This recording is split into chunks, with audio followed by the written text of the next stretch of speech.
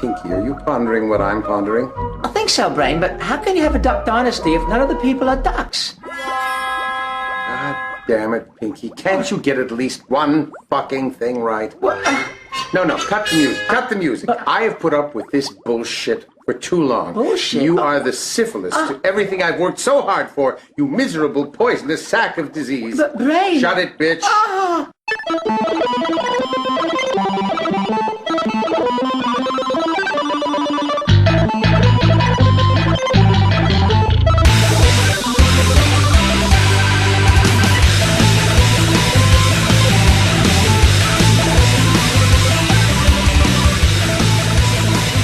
Hello and welcome to another episode of the Rolling 20s. We are the show that knows about that issue of Naked Elves you've been hiding under your mattress. I am Jeremy. Steve. Jesse.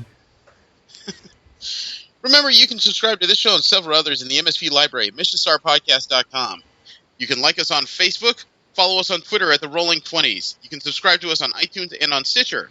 You can send us any fan mail, suggestions for the show, or hate mail at mspfreight@yahoo.com. At the beginning of the show, you heard music by Machinae Supremacy. You can find most of their music for free download at machinaesupremacy.com, as well as their latest couple of albums on amazon.com. You also heard a clip at the beginning of the show of Pinky and the Brain swearing at each other. You'll find a link for this show under the YouTube channel of Tokugeta. You can find more of his videos at youtube.com. How are you guys doing today? I'm still in a bit of recovery. Yeah, same here. Switching my schedule back to days, because work can't decide where the hell they want me. That's the point where I get worried when they start doing stuff like that. They're treating you like a freaking yo-yo, man. Yeah. What was that sound? It was almost like you were choking on hubris or something. No, that was me taking a sip of soda trying to stay awake. Oh, okay. We're going to have another episode of snoring? That would be amusing, but no. I at least got 5 hours of sleep. Okay, I have to ask these questions. The discussion of the day is going to be about Comic-Con because that's where we were nose deep into. When I say nose deep, I mean starting at the toes. It was invigorating, exhausting, immensive, standoffish, a whole bunch of adjectives, and we'll get into that, I'm very sure. We've had 90% of our Kickstarters we've been following have ended. Yep. The first one we have is the Prizio regarding George R. Martin and his support of the Wild Spirit and Food Depot at the Wolf Sanctuary. Doesn't have a date when exactly it ended. They were busy with their stretch goal of $500,000. Where it finally ended was $502,549. Wow. I think they only needed $250,000 to get this successfully funded, but within a couple weeks of George R. Martin's involvement, they needed a stretch goal. Yeah. And they made it, so that's cool. Oh, yeah. Yeah. By the time it was done, there was a whole bunch of stuff that was taken. Surprisingly, the second hand at the table, where you have brunch with George R. Martin, wasn't taken. There was 8 people who took a $750 level where they got a signed and dedicated Game of Thrones cookbook. I hope that doesn't involve people. That's where my mind went. But almost all of the higher level stuff was taken. The $20,000 tier of appearing in a book was taken. The $20,000 tier of meeting George R. Martin at Comic-Con was taken. The $7,500 one where you get George R. Martin's hat was taken. And so was the pair of Season 5 premiere tickets. Those were taken. Oh, somebody took his suspenders. I thought that's what I remembered you mentioning last week. Oh, somebody took the one that was a Valerian Steel copy of Arya's Sword and Needle. That must have been new. I don't remember discussing that ever. So it's over, and the Wolves will be safe for another year, I guess. Oh, it was only for a year? I don't know how long the funding is going to last. $500,000, though, when you consider the the cost of land and personnel and everything. I would imagine it's only a year's worth of money. I mean, I guess the next question is whether or not the Wolves will survive since George R. R. Martin's involved. They don't have the greatest history in his books. We also have Comic Library by Ethan McDonald. This is the Kickstarter where someone was trying to start a brick-and-mortar comic book library in the San Diego area. Well, this one ended on July 21st.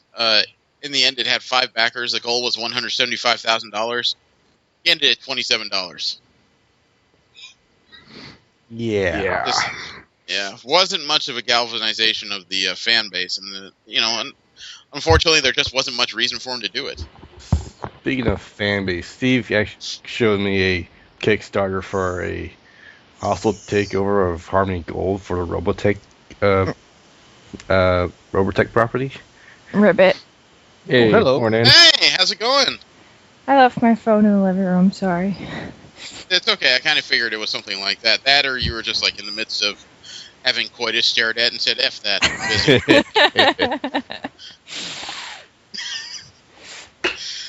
Wouldn't be the first time I've been ignored during sex.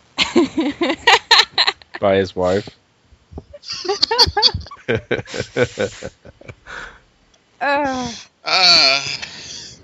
Just had to take that softball and knock it out. Oh, eh? yeah.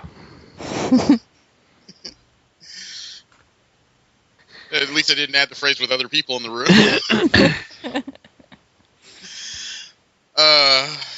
Wow. How are you doing this fun morning? Awake?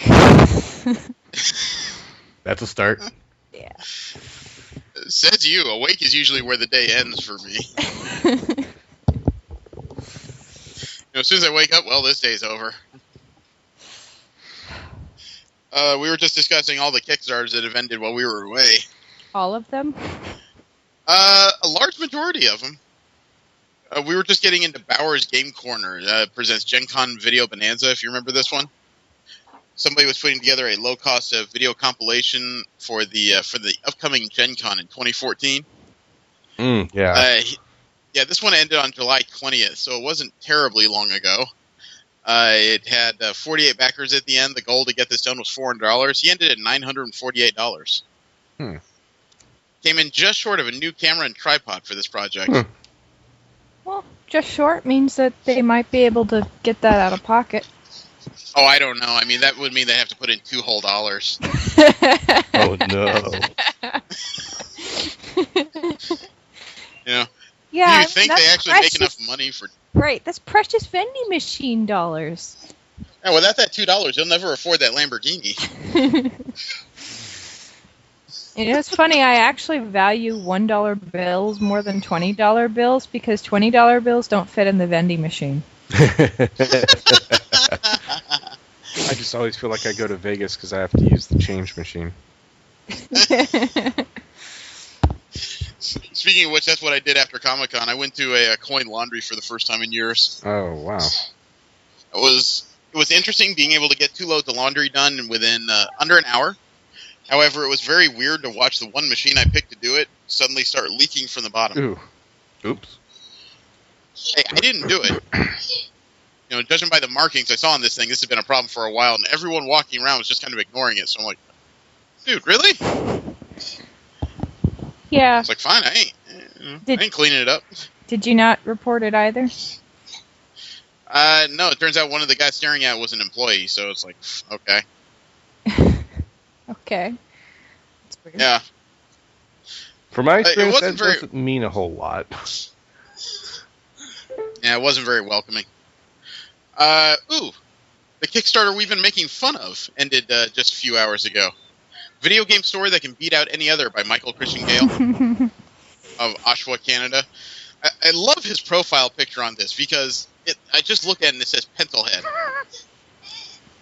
I'm dead serious. I'm going to send you guys the link so you can take a look at this nice little project. But his project picture is just ugly. He wanted to put together a store specifically to beat GameStop and EB Games Corporation. His Kickstarter ended just 22 hours ago, so it actually ended just on the 3rd, I believe. No, the 2nd of August. It had 1 backer. The goal to get this done was $50,000 Canadian. He ended with $410 Canadian, the exact same amount it's had since its opening. Steve, I can't even believe it has that much. Steve, you gotta mention that that one Kickstarter Yeah. Showed me the other day. Oh, well, hang on that because we still have to go through the other Robotech-related Kickstarter we had on our list. But Michael Christian Gale, I mean, this is his second or third Kickstarter in this format where he just wants to crush EB Games. He has a serious freaking grudge against these people. I know the internet memes and jokes about GameStop only giving like $7 for your game no matter what it is, which isn't really true. I wonder what they did to make him this mad. They tell him that his copy of Transformers Beast Wars just wasn't worth as much as he thought it was? Wow. Maybe they don't have EB Games in Canada. That's everywhere. Yeah, they have something about that. They must have something of their I think they. corporate structure up there because he was mad at these people for some Yeah, reason. I'm pretty sure they have EB Games. You know, he kept talking about GameStop's horrible customer service and shit. It's like, okay. Well, I don't know what you expect of a bunch of minimum wage people. Maybe he used to work for them. possible. It's conceivable. I mean, that might explain his anger because you would have to fire somebody this mad. The other Kickstarter we have in this regard actually isn't over yet. The Virtual Reality and PC Gaming Cafe by Nick Lee of Boston, Massachusetts. He wants to put together a game center that specializes in VR and PC gaming, weekly social events and tournaments in the Boston location. This one has 10 days to go. It actually ends on Wednesday, August 13th. Has 17 backers. The goal to get this started is $25,000. They have $395.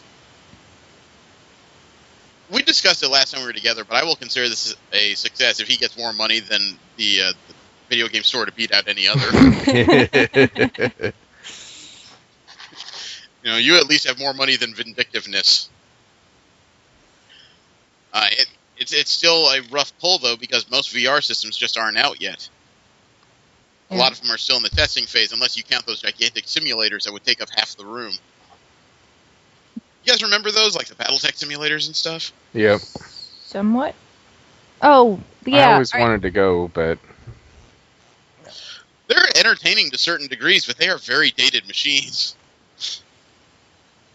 It is totally immersive if you go on the higher levels. You know, there's more consoles and switches and monitors and you can reasonably keep track of.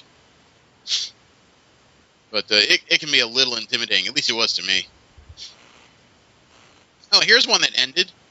Remember Irin from Irin of Malmo, Sweden?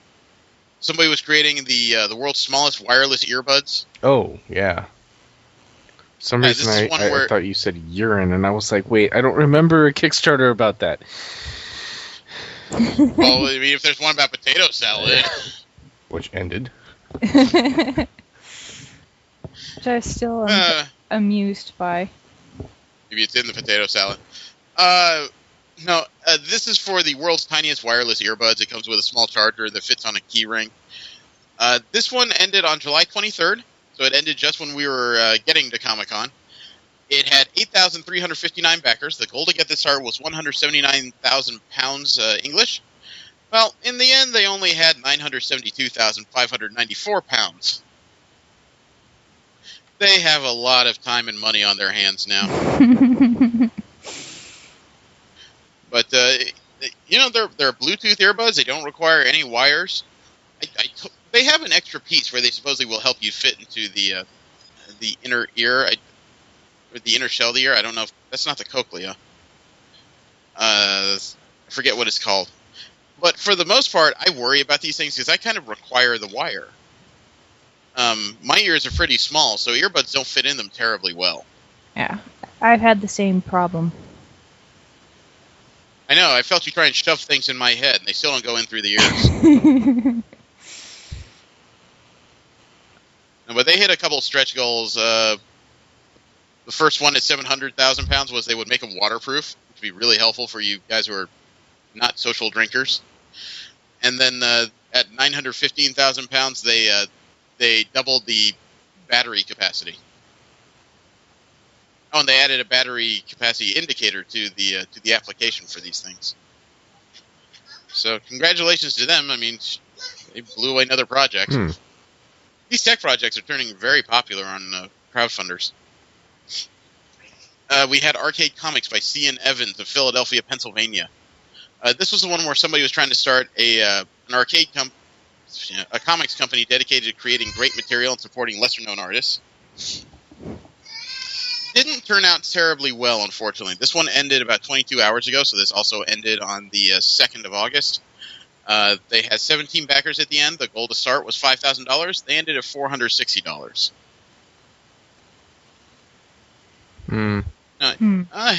It's hard being a comic company these days.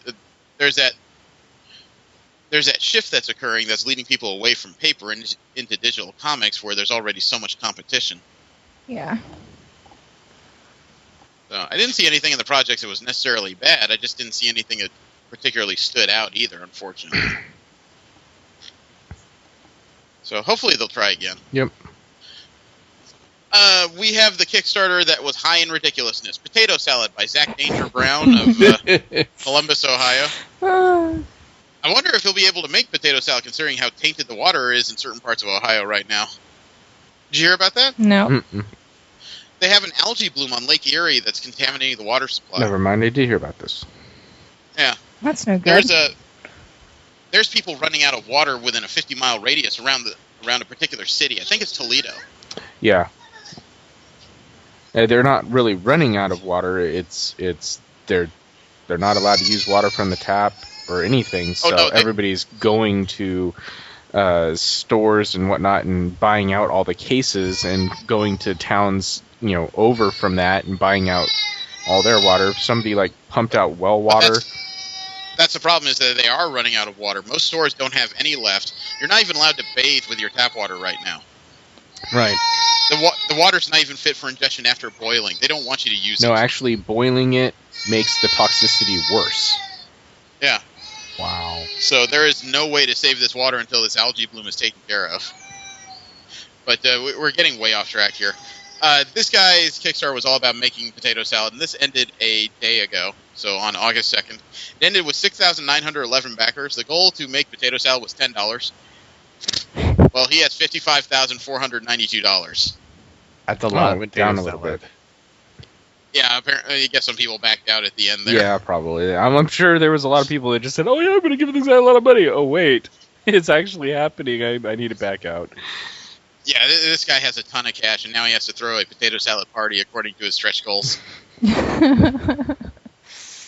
that was at $3,000, so I'm sure he's wondering what to do with the other $52,000. I still wonder if he's actually going to make it, or if he's going to hire someone to make potato salad. I wonder if that's the only thing he'll serve. Or if he's going to be like, "Sorry guys, this was just a joke." If that's the case, he could donate the if he took the money, I think he's obligated to at least perform the services he's listed there.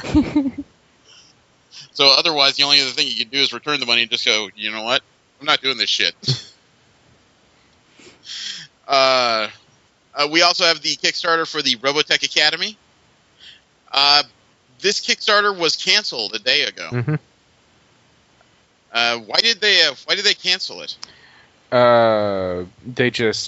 They didn't give a reason, as far as I know. The backer page that somebody linked that I saw basically said they're canceling it. The support drummed up and so forth was all impressive, but I think they realized it wasn't going to happen, so they canceled it rather than. Oh, whenever they canceled it, they had 2,284 backers and $194,574 out of 500,000. Out of 500,000 goal, yeah. I mean, it was fair and everything. I just don't know what the hell happened here. Because that guy we talked to at Comic-Con made it sound like this was pretty likely to happen. I don't know where he was looking. Anyway, yeah, let me see if we can find the post. Well, I found the update. That wasn't very hard to locate. This was just as of yesterday. They said the campaign would be suspended. It didn't have much information as to when it started or how far they got to it. It doesn't sound like they're done attempting to do this. No. They want to bring these and other new Robotech products to the market for the 30th anniversary in 2015. That may be the convention that guy was talking about. I know he mentioned like a first-time Robotech convention was supposed to occur next year. Mm-hmm. So a whole bunch of curiosities. Do you guys remember the Jibo? No. What? We discussed their crowdfunder a couple weeks ago. They are the people who are making some kind of like mini personal assistant desktop robot. Oh, yeah, that thing. Like a small AI with an interactive LED screen for I guess you can say an eye. Yeah. This thing's supposed to be able to do quite a bit. It's supposed to be able to track faces, be able to recognize faces, and personalize its responses for each individual. You know, give the right person their messages. If you smile at it, it will take a picture. It can tell stories to children who ask to hear them. This can apparently do all kinds of different things. They have a Indiegogo up and running. This one has 13 days to go. It ends on August 15th. It has 2,972 backers. The goal to start this is $100,000. Well, they currently have $1,365,403. Wow. Wow. Yeah, this thing, it does a heck of a lot. I mean, if the promo videos to be believed, you could set this thing on the counter while you're working in the kitchen, and as it gets messages, it will look at you and read the messages back to you if you allow it. Well, I guess it's just to prevent other people from overhearing, because it will say, you know, you have a message. Do you want to hear it? And it's not one of those cases where it just recognizes faces. It will call you by name, too, apparently. Well, that's not creepy at all. I'm sorry, Dave. I can't allow you to listen to your message. Now, excuse me, Steve. Who is Sally, and what's all this about the terrible things you did to her?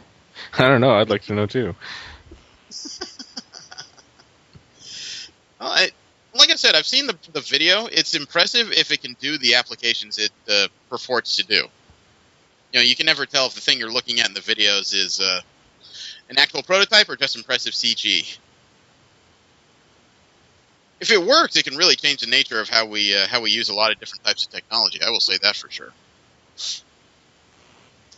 We also have the ridiculous bit of technology. Remember the coolest cooler? Yeah. The 21st Century Cooler That's Actually a Cooler by Ryan Grepper of Portland, Oregon. This thing seems like a frat boy dream. It is a cooler with an LED light, a music Bluetooth speaker, a port where you can plug in USB devices and charge them. It has wheels. It has a motor on the top for a blender you can affix to it. This is just an excuse to get utterly shit-faced no matter where you are. Well, it has 26 days to go. It actually ends on Friday, August 29th. It has it has 40,654 backers. The goal to start this is $50,000. Well, they're going to get pretty drunk because they currently have $8,005,281. Wow. For a cooler. Some people like their parties. For a cooler. So I agree. Some people like their parties. Hey, potato salad. Yeah. This thing doesn't even have any stretch goals that I can see. They're only offering, the cooler and packages to buy the cooler. But holy shit! I mean, I have trouble coming up with the words for this. You know what? Honestly, if I had the cash, I might get one of those because it sounds like a damn good cooler. I don't drink, but it's still usable for things other than that. Yeah. Soda. This could be the most annoying thing at Comic-Con if somebody brought it, because could you imagine somebody just making smoothies every 20 minutes? Some loud whirring noise coming from several points in the line all at once. Can I have one? No. I would actually expect to see something like that a lot more at Anime Expo, just so you can survive the lines. Oh, Jesus Christ. You need an umbrella affixed to that thing, though. It only helps so much. I have another Kickstarter here, one that made everybody laugh the first time we brought it up. We have One Fast Cat, the exercise wheel by Sean Farley of Camarillo, California.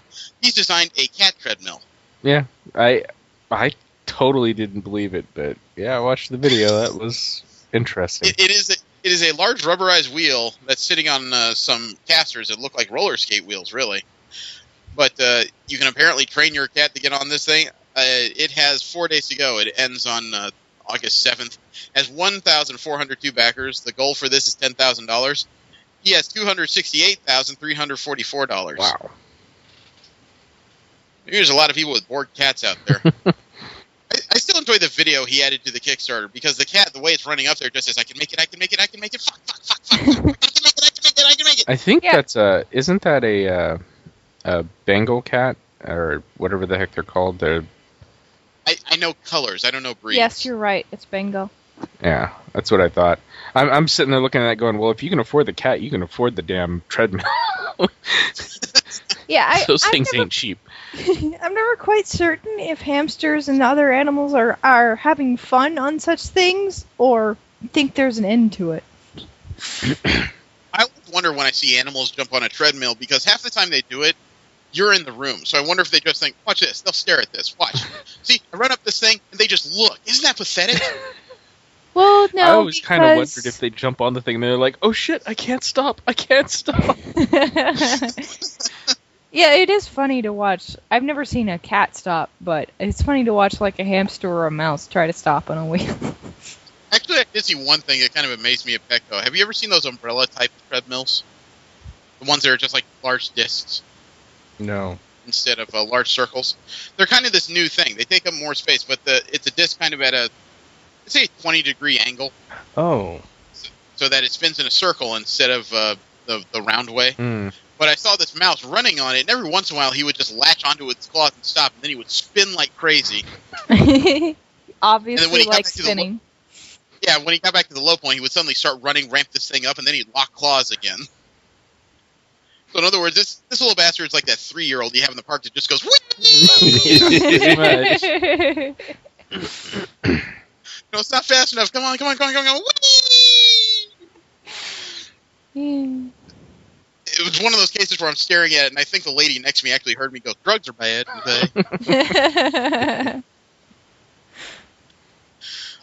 We also have Julie Dillon's Imagine Realms Book 1. It's an art fantasy book by this young lady. She has 17 days to go. This one ends on August 30th. She has 630 backers. The goal for her book is $15,000. She currently sits at $24,643. That's pretty good. And we discussed how she was pretty smart about it because to get a copy of the book from the Kickstarter, you only need to give her $25. She actually knew the right time to give somebody a book instead of, what was it? Remember that cosplay book? I think you had to give like $200 before you got a copy of it. Yeah. It's ridiculous. Yeah. I understand how much work they're putting into it, but still, $200 for a coffee table book? No frickin' way. Now, she came up with a reasonable cost and reward, and it's a pretty book. I think it's supposed to be a 22-page book. I don't remember. But she did say that each new book she produces contains at least 10 all-new illustrations made exclusively for that particular book. The art in Book 1 is all fantasy themed. Book 2 is currently in development. It'll be sci-fi themed. So she does have other things going on besides sword and sorcery. That's good. The last Kickstarter I have is a new one. One that kind of threw itself at me in Facebook. We have Star Trek Axanar. Anybody? Wow. All of a sudden, V's inner cat just went, I'm going to pee on that. Axanar is the story of Garth and Izar and the Battle of Axanar, a pivotal event in the history of the Federation. This is being done by Axanar Productions of Los Angeles, California. It's supposed to be a 20-minute... There was a 20-minute short film that actually premiered on the Saturday of this past Comic-Con. Featured Richard Hatch from Battlestar Galactica, Tony Todd from several other Star Treks, Kate Vernon, J.G. Hertzler, and Gary Graham, who reprises his role Soval from Enterprise. Well, this is a Kickstarter project. It has 21 days to go and ends on Sunday, August 24th. They must have launched a Kickstarter at Comic-Con. It has 2,380 backers. The goal for this is $100,000. They're currently sitting at $178,891. I was going to say, with 2,000 backers, yeah, they're doing pretty good. Yeah, it appears that they have a slam dunk going forward. It's just a matter of what kind of stretch goals they can reach, it looks like. Well, that and legal issues. I mean, Well, not exactly. CBS has made it pretty clear that they have no issue whatsoever with fan projects when it comes to Star Trek. They just don't want you making money off it. fair. So if you can prove that all the money you get off it is going straight into your project, they really don't seem to give a shit. Yeah, that's true. So I guess Star Trek is one of the more lenient. Oh crap! What's the term? Franchise. CBS is lenient at any rate. You know, if you can prove that you drew a profit from it, then you're going to have an issue. Yeah. But for right now, they're letting a lot of fan projects go, probably because it's a good way to keep Star Trek alive without them lifting a finger. Right, and gets ideas. Yeah. We could totally buy that out. Yeah. See, we have a fair amount of news this week. We'll start with the video game news, which isn't terrible, but there is a few things out there that there's more than a few video game items out there, probably because Comic-Con just passed. And that one just seems to drag out all kinds of interesting tidbits. First one is that there's a voice actress from The Last of Us who has a very interesting response to Ubisoft and the Assassin's Creed franchise. Uh-oh. Now, relax. The voice of Ellie in The Last of Us, what was her name? Her name is Ashley Johnson. She found out that Ubisoft did not have any female avatars for Assassin's Creed Unity, if you remember. Mm-hmm. Even in the multiplayer, you cannot play as a female assassin in that game. Yep. Even though there are female assassins in a few other games, including one that starred in her own PSP game. Well, her response to finding out that that it was just too much at the time to make females, quote, games need stronger females that are not just a damsel in distress, the lover interest, or over-sexualized. She doesn't necessarily have to be a badass, just like a normal female character. I'm sort of coming at this as an actress, but also as a female gamer, unquote. Yeah, I tend to agree. She also she continued her statement a little bit regarding the controversy. Said, quote, I was like, give me a fucking break. It's 2014. How many video games do you have to make to realize maybe an option to have a female be in there? And maybe not just a PS Vita for Assassin's Creed Liberation. Also more male characters. Have a good story. Have real characters, unquote. Yeah, it seems like around 2000, everybody forgot how to make good characters. Oh, it's gotta be games. It gotta be exposed. How good are graphics? Yeah. And how little can the armor be? You can blame Blizzard for that one. No, it's been happening long before Blizzard. Yeah. No, that's been happening since the 80s, I'm fairly certain. I'd say that's been. I almost said that's been happening since Final Fantasy, but realistically, that's been happening since heavy metal became a pop culture thing. Mm-hmm. And I don't mean the music; I mean the magazine. Yeah. Let me see. We have one interesting item here. There's a limited edition PlayStation 4 coming out in Japan. The reason why it's limited edition kind of surprises me, though, because the top plate on it, if you stand it up, is going to have an etched gold image of Disney's Frozen. That's kind of cool. I can see a lot of people here chomping at the bit to get that one. Well, not only that, they will be, because the edition cost for this, I think it's a Japan-only exclusive, but it's only going to cost 42,980 yen. In U.S. dollars, this thing will only cost $425. Only? That's... You say only, but when the regular edition is $399, $26 for this gold etching, there's a lot of people that will jump at that. Oh, yeah, definitely. You know, for a limited edition, I'm used to those costing like $100 more, maybe $50 more, not $26. So there's going to be a lot of people, especially Disney files, who are going to probably invade Japan. World War III starts over So did PS4. we actually finish with our Kickstarter quarter? Because I had one I wanted to... Yes, we did. Oh. I said we were moving into news. Yeah, well, Kickstarter. Some guy named Gene is asking for $100 million.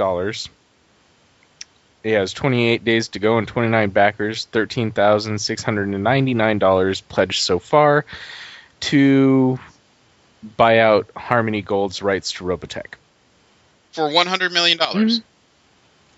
No offense to Gene, wherever he is, but I find it more likely that Jon Stewart will get the $4.3 billion he needs to buy out CNN. Yeah, I think this person is somewhat upset about the fact that either Robotech Academy was being made, or that it didn't succeed one way or the other. He basically reused the pledge goal names for the Robotech Academy and just threw in some amusing... I mean, this guy is obviously really not expecting it to happen.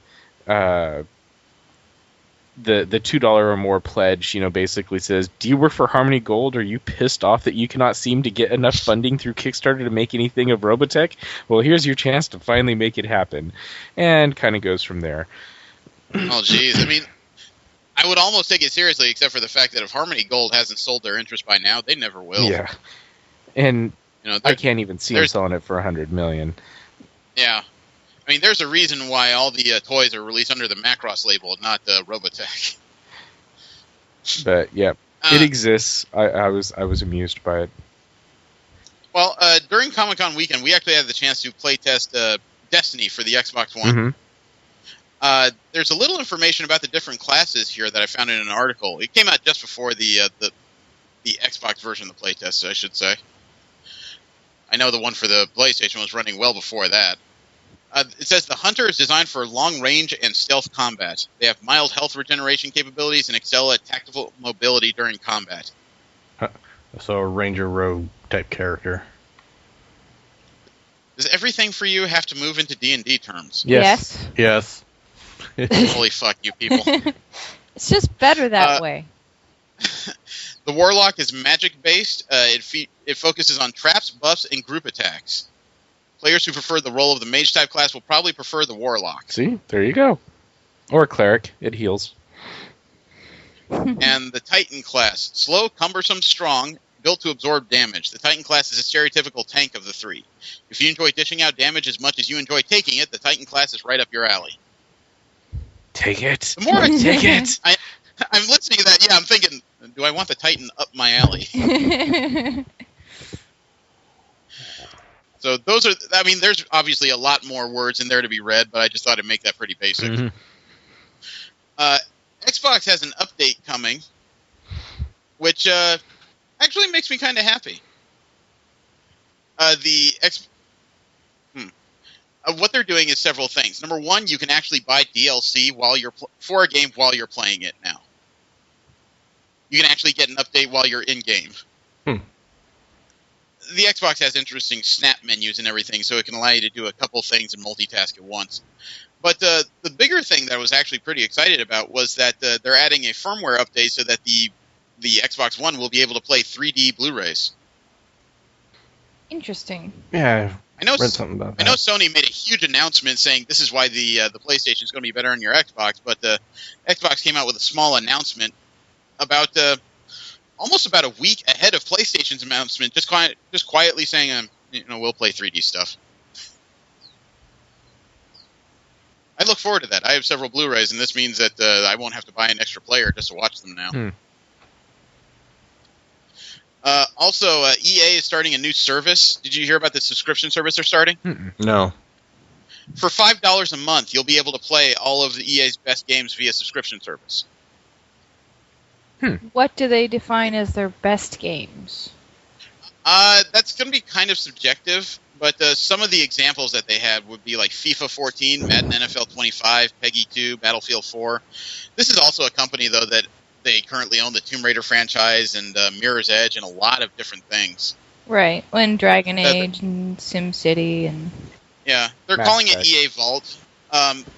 They said that the service will also give early access to upcoming titles, like you'll be able to play Dragon Age Inquisition and sports titles up to 5 days prior to launch.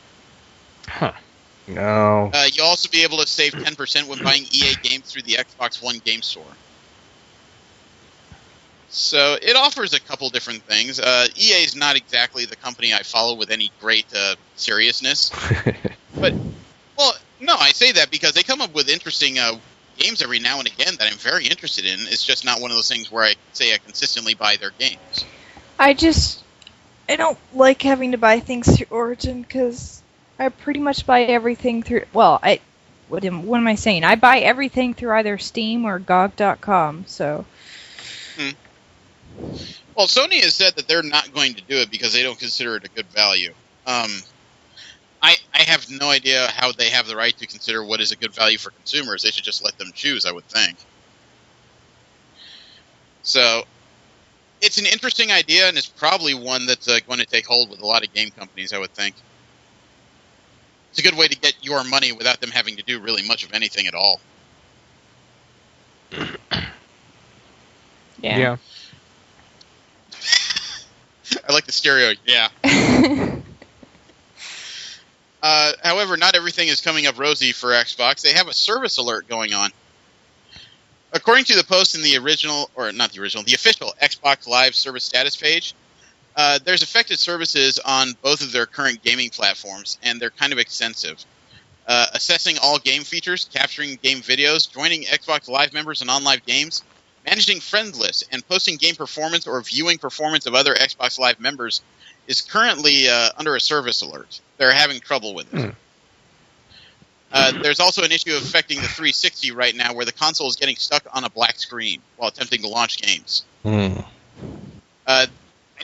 This story just came out on the 31st, so they may have been able to fix it since then. I do not know. I haven't run into these particular problems, but probably because I don't do a whole lot of online gaming. Yeah, it sounds like something patched incorrectly and screwed some stuff up. Yeah. Well, hopefully it's a simple fix. Nintendo has been touting how the Mario Kart 8 has upped the sales of their systems by 666%. That's not something I'm necessarily sure I'd brag about. But the problem that somebody got it, okay. The problem is, though, is that people have read their quarterly financials, still not doing well. In the last quarter, the company reported an operating loss of 9.92 billion yen, or roughly $97 million. That's really a bad sign when they're touting all these sales for Mario Kart 8 when you compare that to the same quarter a year ago when they lost only 8.62 billion yen. Ouchie. So Nintendo is hemorrhaging money. At least they're only in video games. So yeah, their entire company is hemorrhaging money. Some people have argued that the only way to turn this around would be to stop making consoles, just make handhelds, and start licensing your games for the other consoles that are already in existence. Well, see, that's the problem. Nintendo has never licensed their games. They've always been, death on even third-party games for their own system. Oh, yeah, and their CEO was quoted, I think, just a couple weeks ago as saying that they have no intention of licensing their games, ever. Yeah. So if they don't do something soon, Mario and Luigi, and even, Sonic to a lesser degree, could end up just dying a quiet death in Nintendo land. I'm sorry, but if you're going to hemorrhage, almost 100 million every quarter, your losses will not keep up with your cash reserves pretty soon. Yeah. Mm-hmm.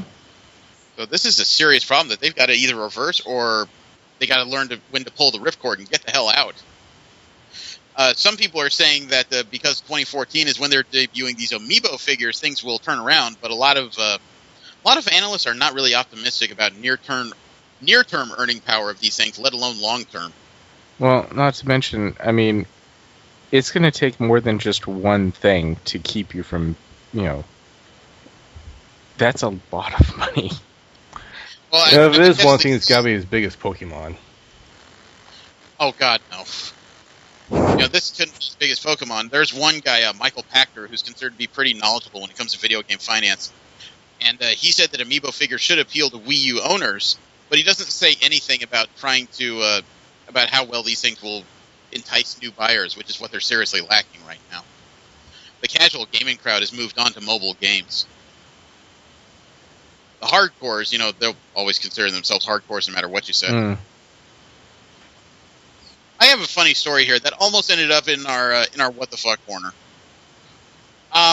There was a news service that was talking about child soldiers in Africa. Mm-hmm. Mm-hmm. It's a Danish TV. It's a Danish TV news on TV2 in there, and they had a serious story about everything going on in Africa and how children are used as soldiers. They put up a pretty compelling images of a bunch of kids sitting on a tank and standing in front of it carrying what looked to be AK-47s.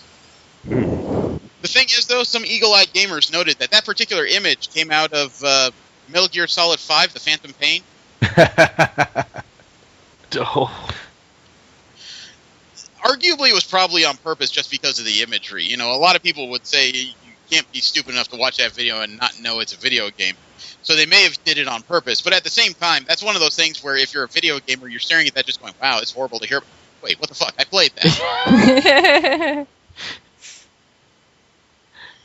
So, yeah, I doubt it was a mistake so much as somebody just chose the image. It's probably safer than trying to send down a photographer, for goodness knows. But still, unless you tell people ahead of time, you know, we're borrowing this image from a video game, there's a lot of people that just go, wait, are we that stupid? Yes. Oh, I should have paired this with the previous story, because there's a story here about the Wii U and a plan that Nintendo may have to try and turn things around, but I doubt this will work. I see this as a money pit, and here's why. You know how the Wii U, the tablet on it can scan some items? That's how you're going to use the Amiibo and certain other things?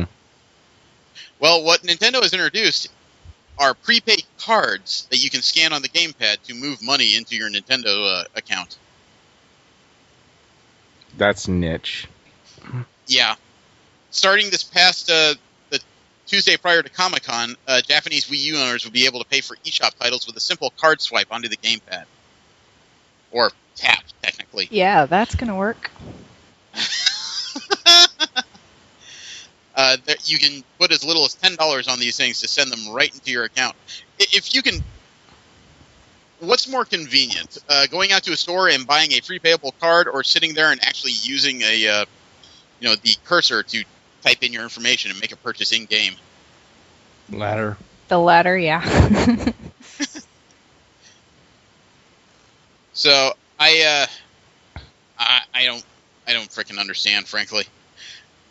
Somebody said that they would give 2 stamps of approval if they could figure out a way to make it happen for the 3DS. Hell to the no. The last thing I need is my kids able to move money into an account without me knowing what they're doing. Ooh, that's a good point.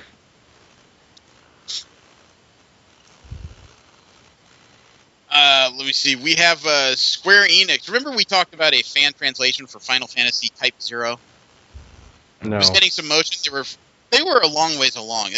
A company called Skyblade Cloud was working on a fan version that would translate the game into English so that people in this country could play it without a degree in Japanese. Well, Sorry. Square Enix was very supportive of it until recently. They've apparently flexed their muscle and shut it down. Not only that, Skyblade Cloud received a cease and desist order. They even removed all Type 0 related download links from its website. The statement from Skyblade Cloud is, quote, "That's right. Certain game company thinks that threats and false accusations are the way to treat its biggest fans. For the time being, I can't answer questions related to this matter, but I'll write a more comprehensive post about this once I get the chance," unquote. So, one of the few Final Fantasy games that has not made it to the US still will not make it to the US. Surprise, surprise. I did not know Kenji Inafune was working on more projects in Mighty Number 9.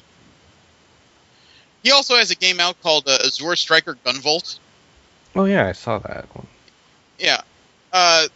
He had an initial promise to include an English voice acting track in this game for the North American release. Well, that specification has, quote, been changed. There will be no English voice acting in the American release of this game.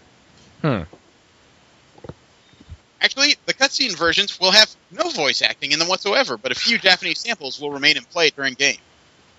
I wonder what happened. So, you'll have to read the story of this game as you play it. Okay. There was a tweet sent out on the official Gunvolt Twitter that says, "Voice of Japanese will be implemented in North American version for the battle part." I'm not quite sure where to go with that, because that's what it is. Yeah, I wonder what happened. I don't know. The last video game news we have is that Marvel's influence in Disney's video games is expanding, because there now appears to be 3 different groups of Disney Infinity figures that are going to be released for the game. The Avengers, Spider-Man related, and the Guardians of the Galaxy are now getting a set. Not only that, there's going to be a special villain pack, maybe, that includes Loki, Ronan, and the Green Goblin. Okay. I've watched my kids play it. The game is not really for me, but I do find it interesting that they have at least gotten this far in it. Mhm. You know, also for the Marvel pinball game, you can get a new Guardians of the Galaxy pinball table. And revealed at Comic-Con was Marvel's Contest of Champions, a mobile title that pits icons of the Marvel Universe against each other in combat. This includes the Hulk, the Juggernaut, Storm, Thor, Odin's Son, Spider-Man, the Vision, Steve Rogers as Captain America, Black Panther, Deadpool, the Rhino, Cyclops, Iron Man, and Daredevil, with a script by Sam Humphries, who writes the Avengers AI series. Oh, and Guardians of the Galaxy skins are now available for Minecraft and Xbox Live avatars. Does that mean your Minecraft avatar will suddenly be 2 foot tall? It's a question to ask. Marvel media news was rather varied. First off is the fact that the Sinister Six movie has been, I believe, was delayed. There's also a rumor floating around out there that it may be canceled. Oh, wow. Well, it's no secret that the box office for Amazing Spider-Man 2 was kind of underwhelming. I believe they made some money, but they didn't make near as much as they expected. So now Sony has, they've definitely announced a delay in the Sinister Six movie. It's been pushed back to 2016, I believe. So I think they've lost some confidence in this. I can't say I blame them because the Venom movie I kind of understood as a spin-off. The Sinister Six, that's a risk. You have to find a way to make 6 of Spider-Man's worst villains not only interesting but compelling. You know what I mean? Yeah, and work together too, believably. Yeah. That's kind of a rough pull. Set it all up in one movie. Yeah, well, that was what Spider-Man 2 basically did, was set up for the Sinister Six, and that's why a lot of people kind of bitched about the movie. I never saw it. Yeah, there's one guy from Latino Review who actually tweeted out R.I.P. Sinister Six, and Latino Review, as laughable as the name is sometimes, they are pretty competent when it comes to news about movies. So it's questionable as to what exactly is going on right now. It's something we're probably going to have to follow later. An interesting revelation was that Joss Whedon said the original script for The Avengers was a disaster. Yeah, I came across that article. Yeah, he's putting out his biography in the near future. It came out on August 1st, actually. It was written by Amy Pascal. And during an initial interview with Kevin Feige, he said he saw the original script for The Avengers by Zach Penn. And he said, quote, "I don't think you have anything," Whedon told Feige. "You need to pretend this draft never happened." Wow. Unquote. Damn. And Whedon acknowledged in a later interview with GQ, quote, "There was a script. There just wasn't a script I was going to film a word of." Damn. Wow. Who was this written by originally? Zach Penn. Zach Penn is a veteran superhero screenwriter, and when I tell you what movies he's written, you'll understand why Whedon probably didn't do it. His movies were Elektra and X-Men The Last Stand. Oh. Ow. Yeah. Just a 1-2 gut punch of movies right there. I haven't seen Elektra, but mostly because I've been warned about it. Yeah. So he wrote his own script, which, with Whedon's script, earned a 92% fresh rating on Rotten Tomatoes. Of course it did. Not only that, there was more news that came out about Tom Hiddleston when he received the script for The Avengers. He actually wrote Joss Whedon an email that Joss kept. And apparently from his book, it was reprinted for this particular article. Do you want the whole thing? Yeah, ought to be amusing. Okay. All right. From Tom Hiddleston to Joss Whedon after reading the script. Quote, "Joss, I am so excited I can hardly speak. The first time I read it, I grabbed at it like Charlie Bucket snatching for a golden ticket somewhere behind the chocolate in the wrapper of a Wonka bar." He actually wrote all that. "I didn't know where to start. Like a classic actor, I jumped in looking for Loki on every page, jumping back and forth, reading words in no particular order, utterances imprinting themselves like flash cuts of newspaper headlines in my mind. Real menace. Field of obscience. Discontinued. Nothing is enough. His smile is nothing but a glimpse of his skull. Unique God. Thank you for writing me my Hans Gruber, but a Hans Gruber with super magic powers, as played by James Mason. It's high operatic villainy alongside detached throwaway tongue-in-cheek. Plus, the real menace and his closely guarded suitcase of pain. It's grand and epic and majestic and poetic and lyrical and wicked and rich and badass and might possibly be the most gloriously fun part I've ever stared down the barrel of playing. It is just so juicy. I love how throughout you continue to put Loki on some kind of pedestal of real magnificence and then constantly tear him down. He gets battered, punched, blasted, sideswiped, roared at, sent tumbling on his back, and every time he gets back up smiling, wickedly, never for a second losing his eloquence, style, wit, self-aggrandizement, or grandeur. And you never send him up or deny him his real intelligence, that he loves to make an entrance, that he has a taste for the grand gesture, the big speech, the spectacle. I might be biased, but I do feel as though you've written me the coolest part. Awesome.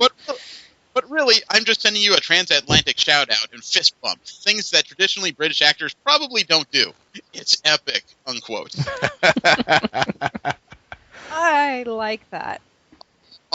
Whedon actually included his response, and it's much shorter. Quote, Tom, this is one of those emails you keep forever.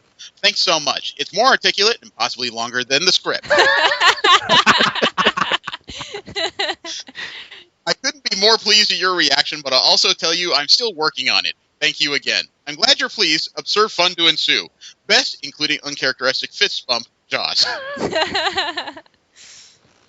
Unquote. Awesome. And from that, hilarity ensued. Mm-hmm. But believe it or not, Tom Hiddleston wasn't the only one who had words about the Avengers script. Samuel L. Jackson did too, from his role as Nick Fury. Uh-huh. He knew the whole thing was being radically redone by Joss Whedon, so he sent a request to Joss Whedon. The quote from the actor who was 62 years old at the time of... He does not look 62 years old in that movie. Doesn't. Okay, well, his quote from what he wants from the script. Quote, I don't want to run. Don't make me run a lot, unquote. Wait, who is this that's saying this? Samuel L. Jackson. Okay. After reading the script, he confronted Joss Whedon over a stage direction. It says, Fury, run, unquote. And then Whedon said back to him, quote, I know, it's just this one time, unquote.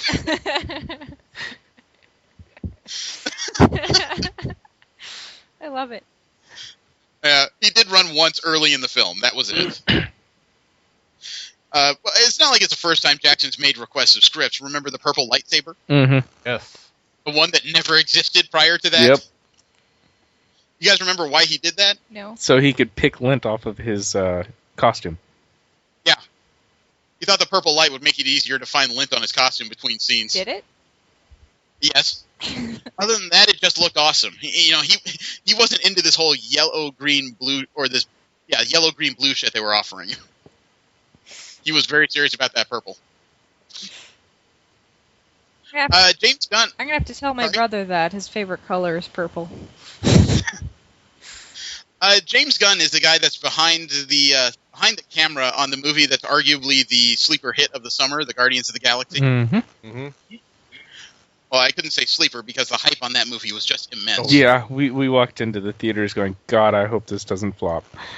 It didn't. Well, last year, Latino Review reported that the Planet Hulk storyline would be coming into the Marvel Cinematic Universe. Oh, that got squashed. Boy, did it ever. James Gunn was asked about that. He was also asked about Planet Hulk and Guardians of the Galaxy crossing over in cinematic universes. He said, quote, I can answer that question very easily. It's an absolute 100% bullshit. It feels like a great relief to finally say that after all the dumb stuff on the internet, unquote. He actually continues, quote, there is not going to be a Planet Hulk movie. There was never going to be a Planet Hulk movie. There was never a plan for the Hulk to team up with the Guardians of the Galaxy. I wouldn't want the Hulk to team up with the Guardians of the Galaxy, and it's all a bunch of complete bullshit. Nice. Apparently, the people that wrote this particular story on IndieWire, they joked that they would use this complete bullshit comment, and that would be the title of the news piece. Gunn said, quote, that's fine. I love it. I am so sick of it, unquote. Interesting. Actually, in regards to Guardians of the Galaxy, he did say one thing. Quote, the whole thing is, there's a Skarin in the movie. The reason there's a Skarin in the movie is because there aren't that many alien races in the Marvel Universe, and those are prominent alien races, such as the Kree and the Skrull, unquote.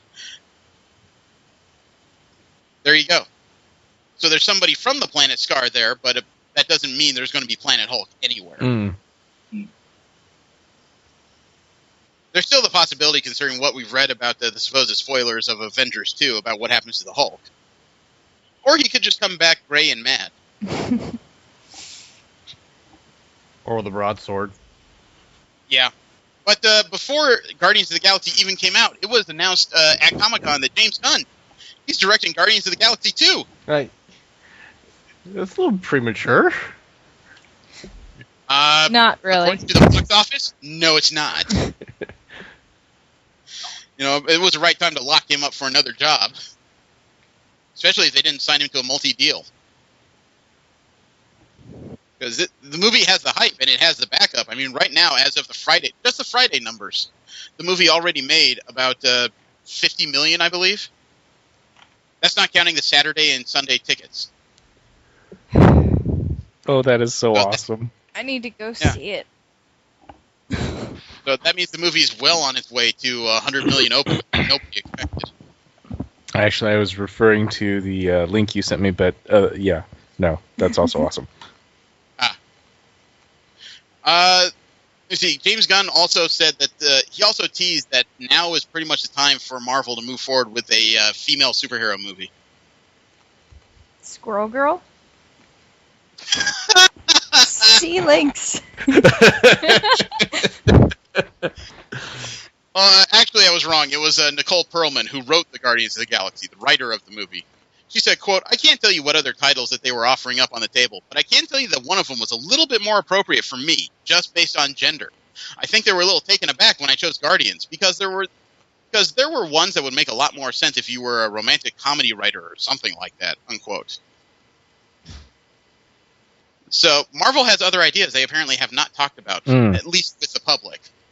I'm wondering if some of those are some of the Phase 3 or 4 things that they've been alluding to. Dude, I would be over the moon right now if they came out with a competent Carol Danvers movie. Yeah. Competence. That's the key word there. Not just bullshit. Oh my god, she fell in love with Wonder Man again. Ugh. I'm so sick of love stories. Okay. Well, Chris Pratt on this past Monday, he proved why he is Star-Lord. It's not quite for the reason you would think. He made a surprise visit on Monday to surprise kids and their families at the Children's Charity of New York and Children of Charity Promise. He came and he screened for all of these people, the Guardians of the Galaxy. Oh, wow. And he sat there during the movie with them.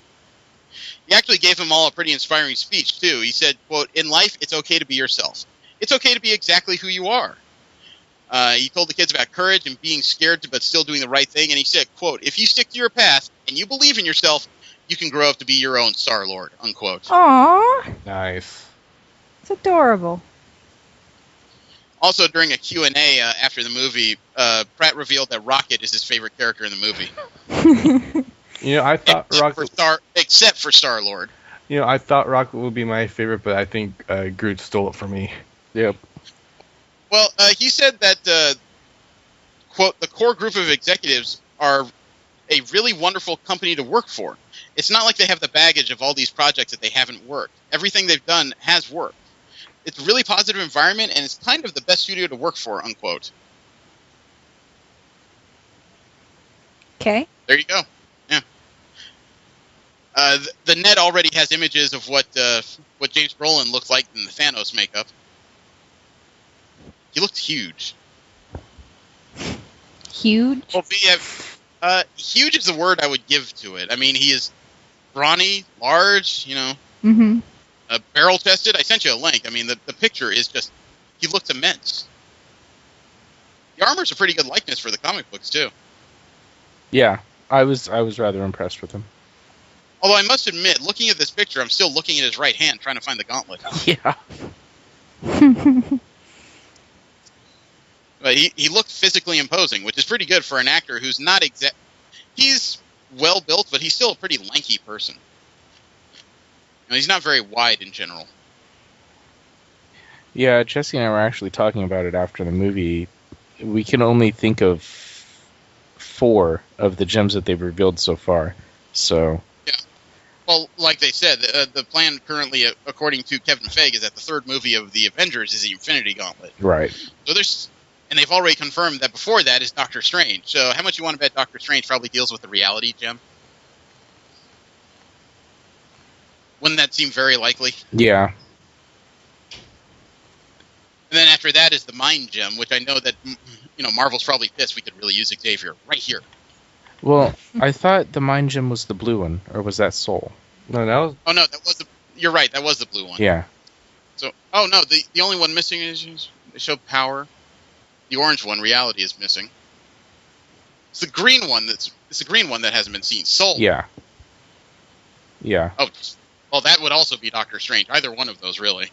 Because yellow was Time. Time. That was Yeah. already in the collector's possession, if I remember correctly. Yeah. Yeah. Well, the next story I have, you guys can just answer that. Was Howard the Duck in the movie? Yes. Yes. Okay. Well, that was the story that was supposedly a spoiler, was that Howard the Duck ended up in the post-credit screen. Yep. Yeah, I wouldn't think it much of a spoiler as a cameo. Well, to me, I don't know why it was such a huge deal, except for the fact that Howard the Duck was the star of arguably one of the worst comic book movies ever, at least according to box office. I always enjoyed the movie, frankly. I thought it was cheese. Yeah.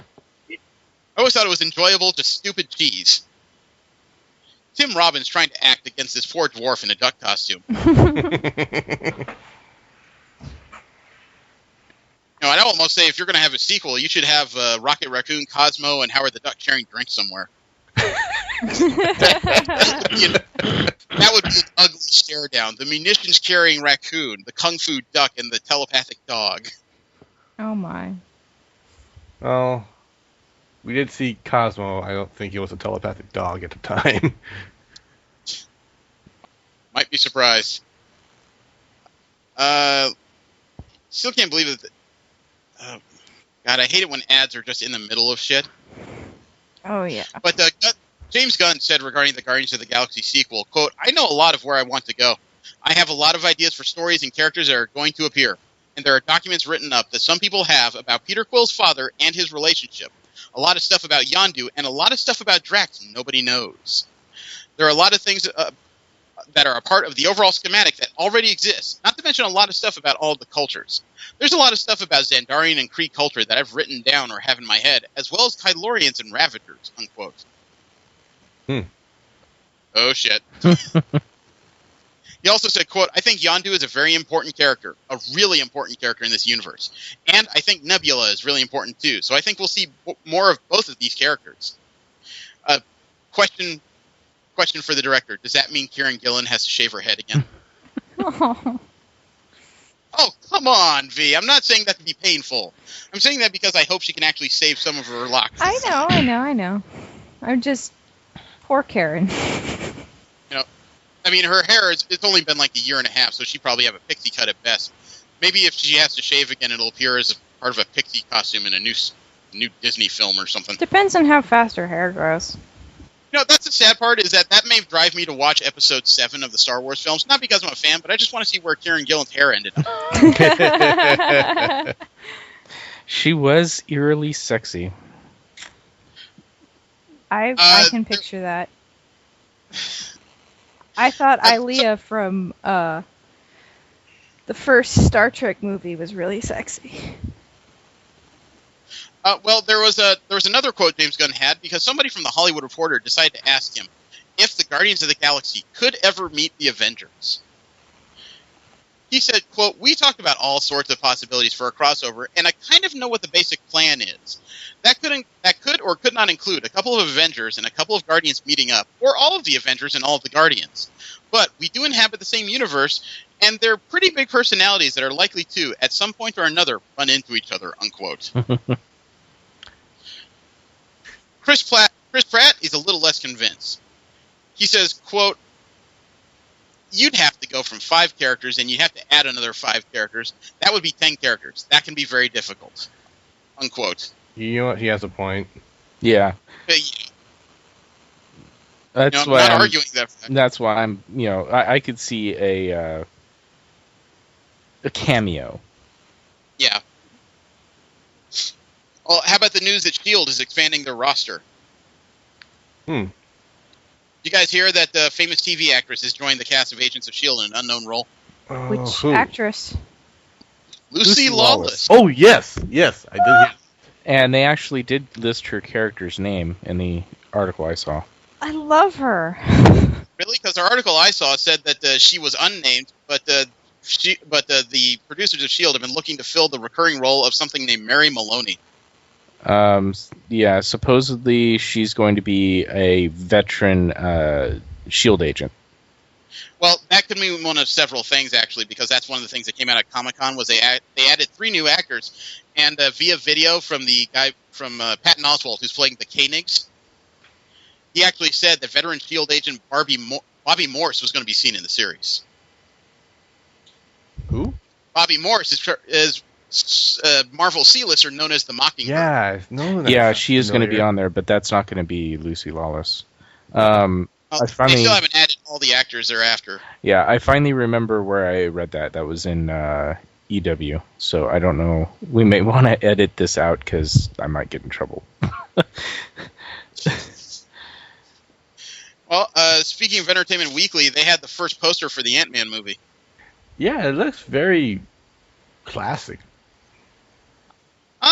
What, the costume? No, the poster. The poster felt like something from the the costume doesn't look like anything I've ever seen in comics. No, the poster felt like something from late 70s, early 80s. To be honest. Yeah, well, that's not the only thing that came out about Ant-Man. They lost 3 cast members. Ooh. Patrick Wilson, Matt Gerard, and Kevin Weissman are all leaving the project because of word that Gerard and Weissman's characters were cut from the latest version of the script. However, Patrick Wilson said he had to drop out due to a scheduling conflict because filming was delayed a little. All right, I guess in movie terms it was a little. It's several months. But Wilson's role was supposed to be an important one, whatever it was, so they're looking to recast that pretty quickly. Filming is actually supposed to start this month. Yeah, that would be quick. I'm worried for this movie.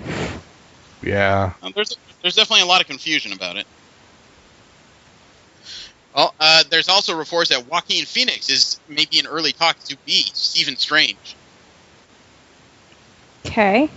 Who? Joaquin Phoenix? Oh. Huh.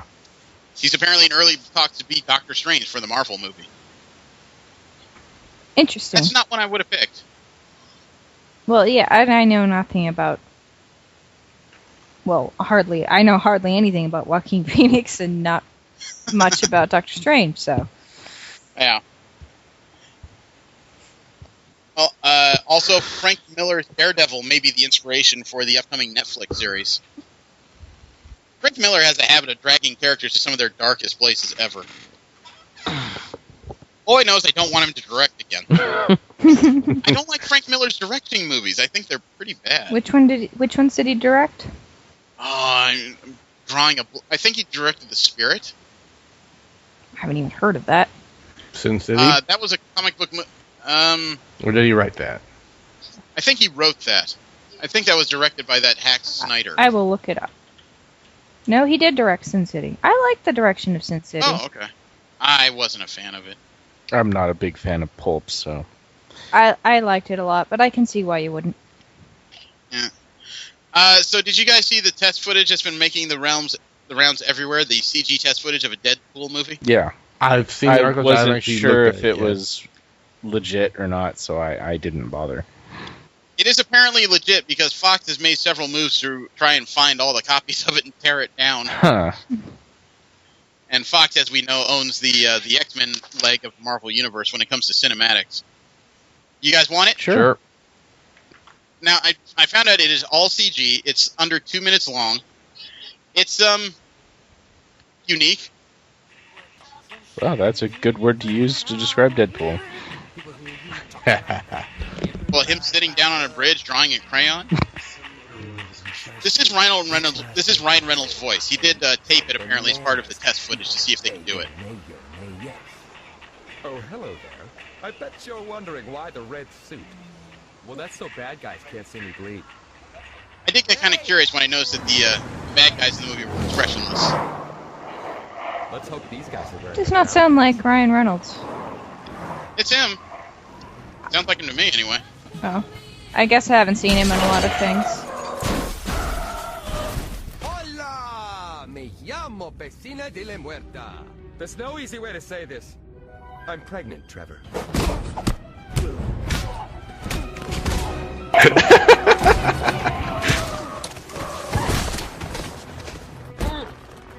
Rich Corinthian leather.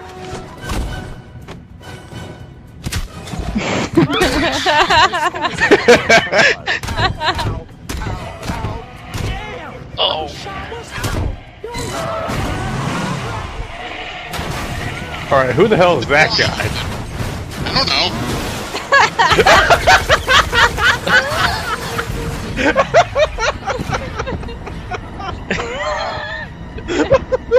Oh, that's awesome.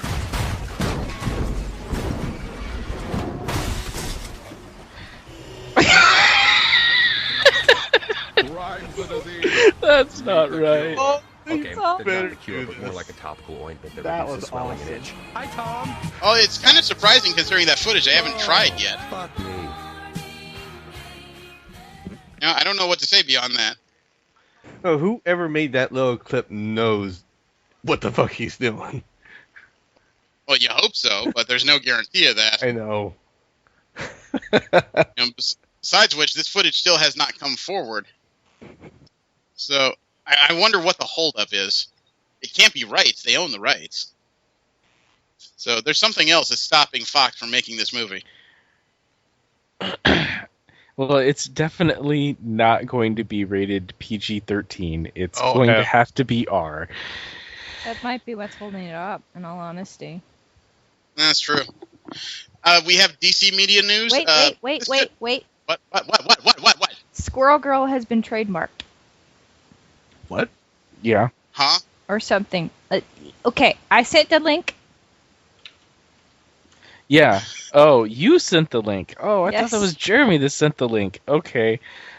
You know more about what this means than I do, but I overheard someone talking about Squirrel Girl being prepped for bigger things. Squirrel Girl has applied. Why do they have to apply for a copyright to a character they already own? Well, as I understand it, what they were saying was that they do this for every character that they're planning to do movies or something. Oh shit! No, they're not doing a movie. They've tied the character name of Dorian Green, the real name of Squirrel Girl, into the Netflix series.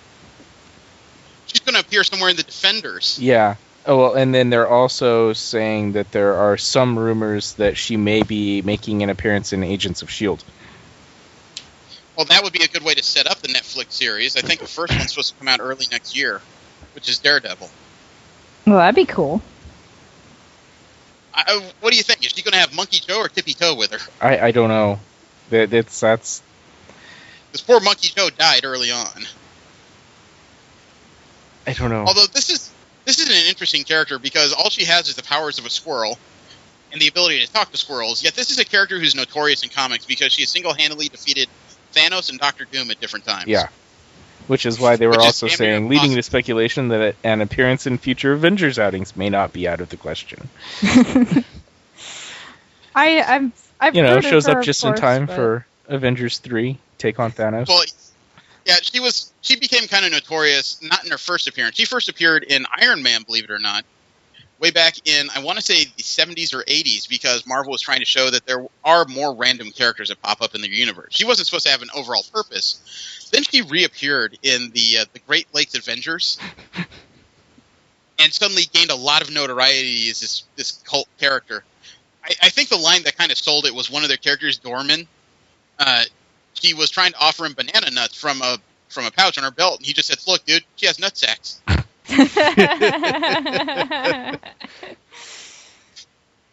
Oh my. I can't write it better than that. Let's see. As far as DC Media News goes, the first one I had could have been video game news, but it fit more in here, and you'll understand when I read it. Batman Arkham Knight. We know that's been pushed back a little bit. It comes out next year. Mm-hmm. Well, if you pre-order the game at GameStop, originally all you got was a Harley Quinn story pack. You got a series of missions where you could play Harley Quinn in the game, which would make a certain segment of DC fans sit up and beg by itself. Now, GameStop has added another DLC pack that you get as part of a pre-order. You can play as the Red Hood. Yep. You get to play as the gun-toting Jason Todd. If he doesn't use the guns in combat, it's kind of a worthless map. Yeah.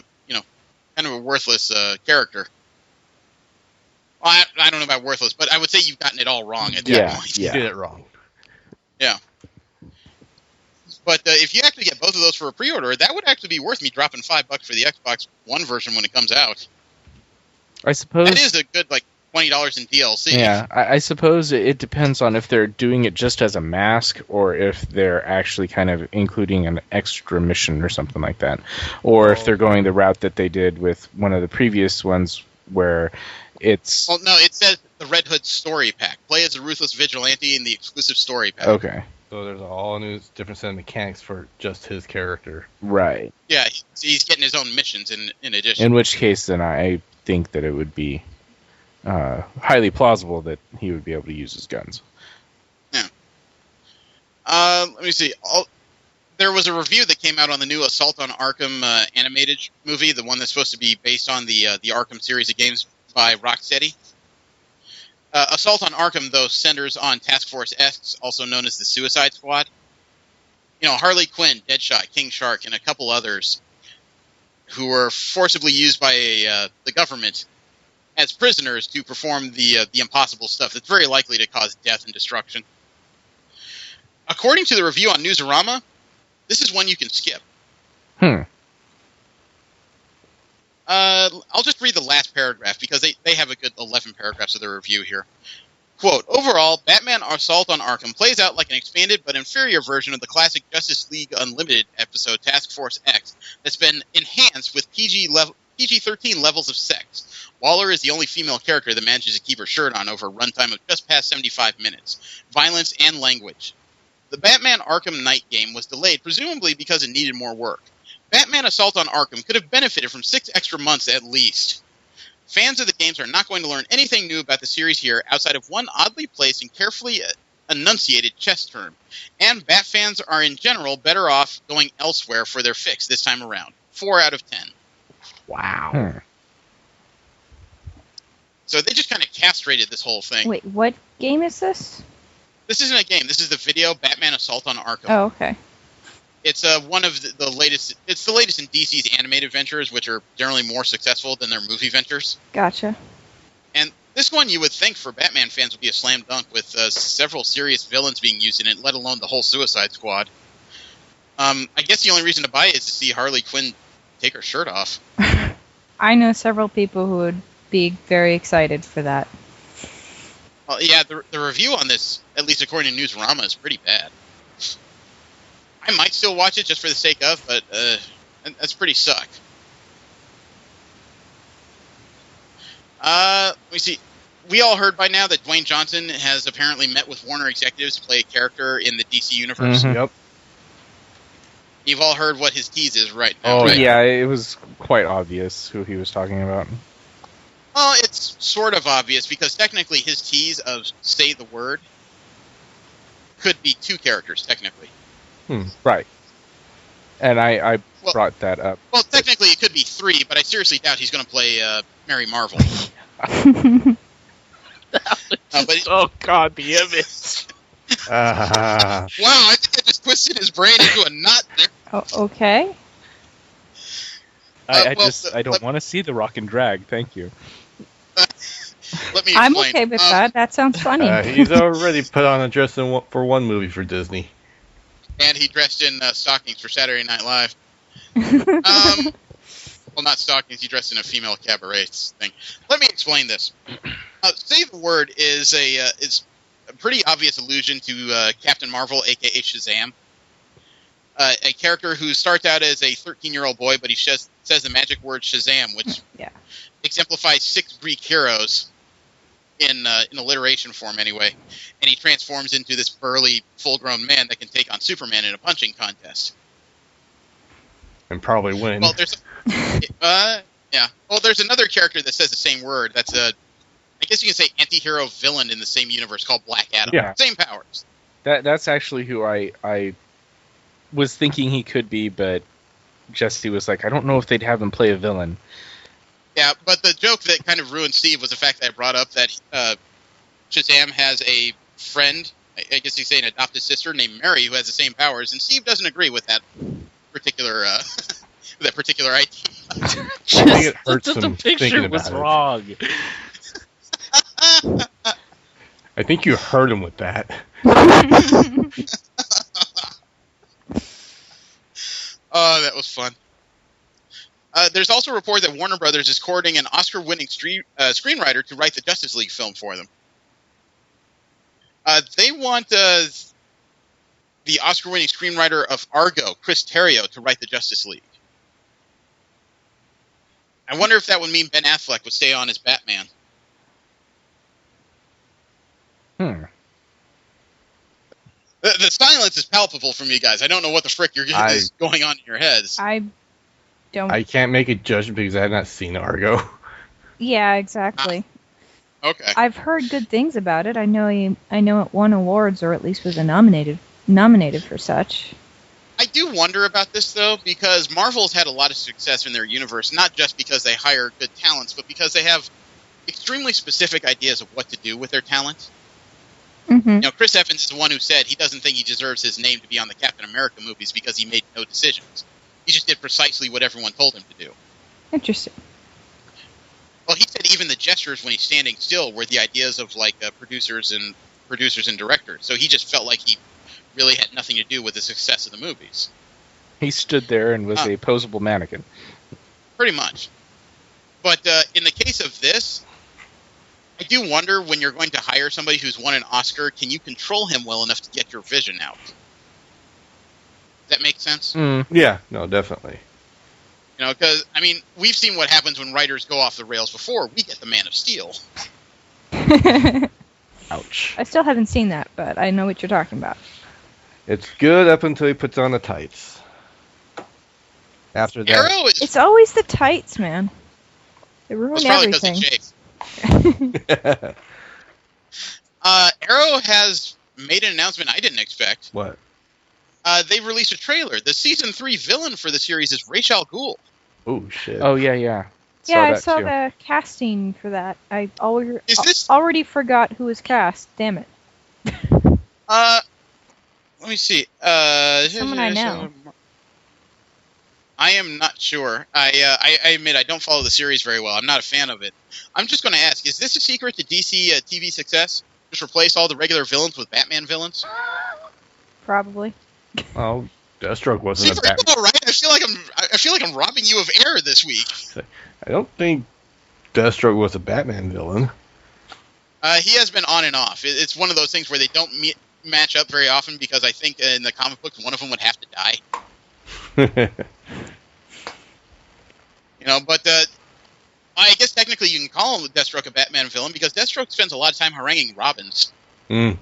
But you know, they alluded to Ra's al Ghul on several occasions throughout at least the second season.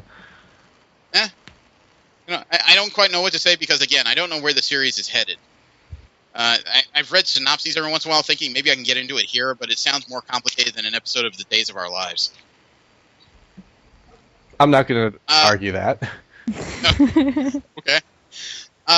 Fox has also released a new trailer for Gotham, one that seems to spotlight young Bruce Wayne testing himself. Okay. Does that mean Is that what they're calling it nowadays? I thought that was a rectal thermometer. I don't know. You know, but we learned in the trailer that Arkham Asylum has been closed for 10 years. Okay. And that 12-year-old Bruce Wayne is already a badass, it says. It's a minute trailer. Do we want it? I guess. I suppose. Now I'm curious. You guys make it sound like I'm threatening you with a fork to the genitals sometimes. Not even a fork. A fork I've already used eating ice cream or something. You Yeah, should I just don't know. link Well, things to us instead this of is probably asking. the most of the series I'm going to see. Put it that way. Well, we start with the stereotypical Bruce Wayne, parent shot, pearls falling stuff. Yeah. And then this weird scream he does. It sounds like a bat on a suicide bender. There's a war coming. A terrible war. There will be chaos. Rivers of blood. Oh, look, Fish Mooney! Okay, I already see some overacting. A bunch of overacting. Really? I'm not paying that close of attention. You're hurting yourself. I'm not trying. Somebody has to take over. It might as well be me. The only actor I have a serious like for so far is the one that plays Harvey Bullock. I've liked him in a lot of Which different one's things Harvey he's done. Bullock? The fat man with beard. Wasn't he originally from the animated show?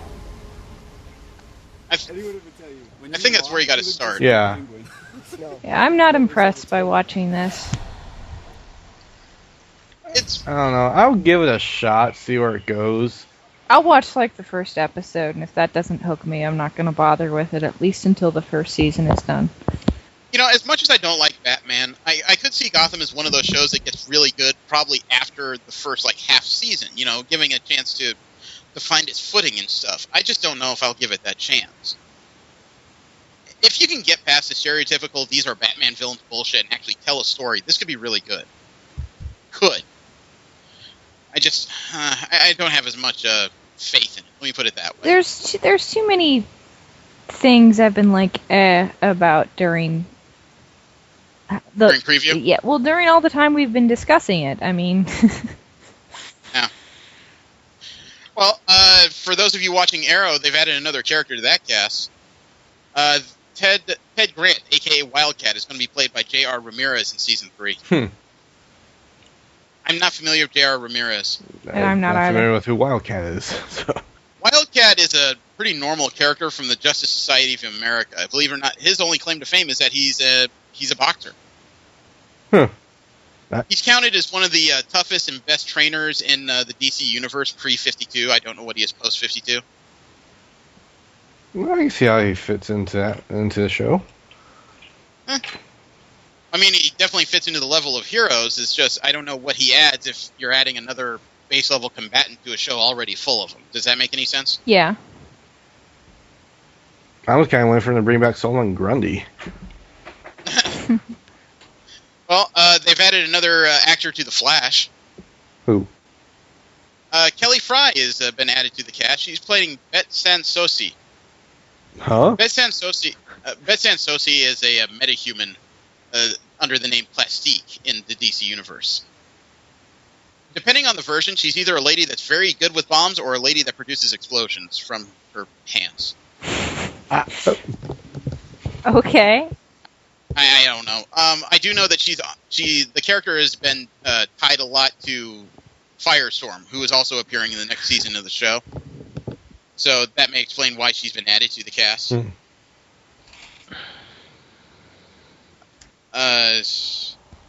me see. Also in the same story, which is back in Marvel stuff, but S.H.I.E.L.D. is adding several actors. Lucy Lawless, Nick Blood, and Reed Diamond have been added to the show. Not familiar with the last two. Neither am I. Some people have speculated that means there may be a secondary team of S.H.I.E.L.D. agents that stayed together outside of Coulson's. That would be interesting. Well, you got to rebuild somewhere. What were the second two names again? Nick Blood and Reed Diamond. It would make sense that there's more than one team of S.H.I.E.L.D. agents that decided we can't let this shit die. Yeah. Besides which, if you're going to rebuild S.H.I.E.L.D., you're going to need more members. I mean, it's kind. There was like one. Oh, I've seen Reed Diamond in things before. Okay. And we have another. I don't know. Can you guys stand a Flash trailer? We have a new Flash Speed Trap trailer. Shoot. It's 46 seconds. So it is not going to be. It's gone in a flash. Oh, you bitch. Boo. Boo. I never make puns. Leave me alone. Oh. No, that was decent, but it was just on the edge of decent. Oh, and I see a cop starting off with a word puzzle with several DC words in it. Yep. And he doesn't care. What?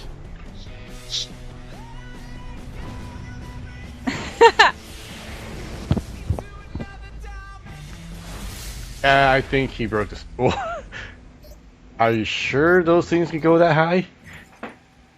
Not positive. Yeah, I think that's As like long as Mach it's just speed. a screen and a Oh, what the hell with the lightning bolt? Come on! I'm pretty sure the man's fast enough to show off. I'm sure he's fast enough to show off, but that's kind of gratuitous. Sorry, what were you saying, V? It wasn't important. I forgot. Oh, I'm sorry. I think that's one of those trailers that's meant to drum up interest. I hope that's not the way the Power's portrayed in the series, because everyone's going to notice this rumbling thing coming at you from 3 miles away. I bet you it's something he can choose to do or not to do, or can choose to suppress with effort. Okay, I'll accept that. General media news is a little more varied. One of the things that they were having fun with at Comic-Con was a movie called Pixels. Are you guys aware of this project? No. I've seen it at Comic-Con, don't know anything more than that. Okay, Adams, there's something very odd happens. I'm going to read the synopsis of the film. In the Chris Columbus-directed film, the U.S. President, Kevin James, recruits his childhood friends to help save the country. Back in 1982, his 3 buddies were arcade prodigies, but cut to the present day, they're really 3 losers. They've ended up a TV mechanic, a felon, and a conspiracy theorist. But they're still the best guys for the job, and after teaming up with a more up-to-date weapons expert, they have no choice but to be ready for battle. So, something happens that requires these 3 people that they call arcaders to use their skills to save the world. The reason why I'm staring at it and thinking I might watch this movie, and I'm sending you guys a link, the guy playing a felon is Peter Dinklage, the guy who plays Tyrion Lannister on Game of Thrones. Nice. And he's sporting an 80s style mullet. Oh, I want to see this. Oh, wow. I'm a big fan of Peter Dinklage from having seen him in Game of Thrones. He's an excellent actor. They actually give a reason for the mullet. A film with such retro roots needs its throwback hair, and Columbus says Dinklage was a clear choice. We thought, someone has to sport the mullet in the movie. Dinklage's character has been in prison. He's the only one that's still trapped in the 80s a bit, unquote. It works. It's a handsome mullet. There is apparently a new independent comic book called The Girl Who Would Be King. It's being made into a movie. It's a modern fantasy. It's about 2 young women given incredible powers, the quiet, heroic Bonnie and the delightfully psychotic Lola, who are destined by their mysterious heritage to clash. I've heard this synopsis somewhere before. This was actually a Kickstarter success, The Girl Who Would Be King. Oh. I haven't heard of it. They're 16-year-olds who don't know each other exist, receive mysterious powers upon death of their parents, and who are destined by fate to destroy each other. Oh, that's fun. Bonnie is quiet and kind, eventually learning to use her powers for good. Lola begins the novel by killing her own mother to get her powers, determined to be as a super villain she can be. They both set out on their own, Bonnie almost against her will, and Lola to see what kind of havoc she can wreak.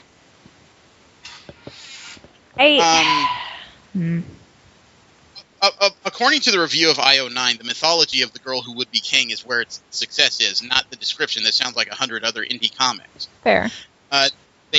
According to IO9, they've created 2 amazing characters who feel incredibly real and relatable, even as they're punching people through buildings or picking bullets out of their shoulders. Okay. I mean, like I said, when I read the storyline, it didn't sound like anything new, but as with a lot of things, execution is the key. Yeah. Right.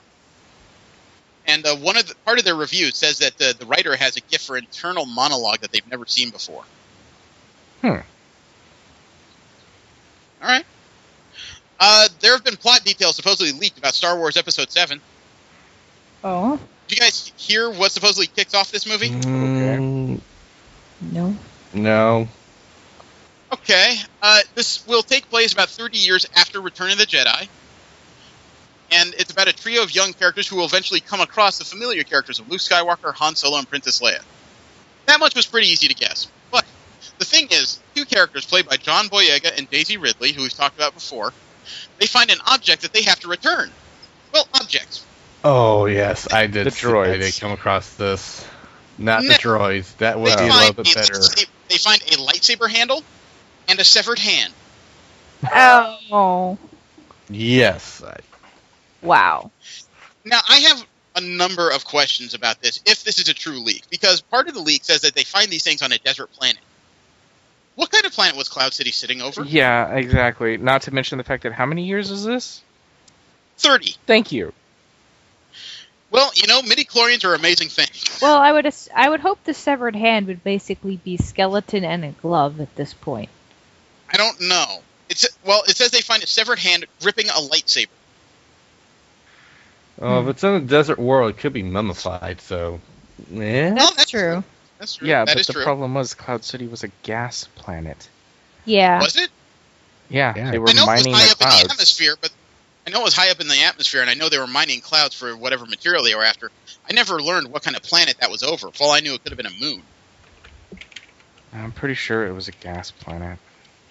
Still, though, what would compel somebody to return a powerful weapon and a severed hand to somebody? That's the question I have. Because usually when most people find a weapon, they just either throw it away or they go, oh man, I'm going to be badass. You know how it is in movies. Everyone has an inflated sense of honor and duty. Yes, no, Cloud City was She said over duty. a gas giant. Anyway, no, Yeah. I'm just wondering. so Okay, Cloud it's City's like over- it's like oh, It's a gas giant. oh, I just found this weapon. It must belong to so and so. What? How do you even get? Did he have his Well- name on it or something? Return to Luke Skywalker if lost. Yeah, no, I saw that. I realized this is a bad fan fiction right here. This Well, is Steve, horrible. let's give it credit. He probably didn't stamp his lightsaber with that. That would be stupid. He probably stamped his hand. Right.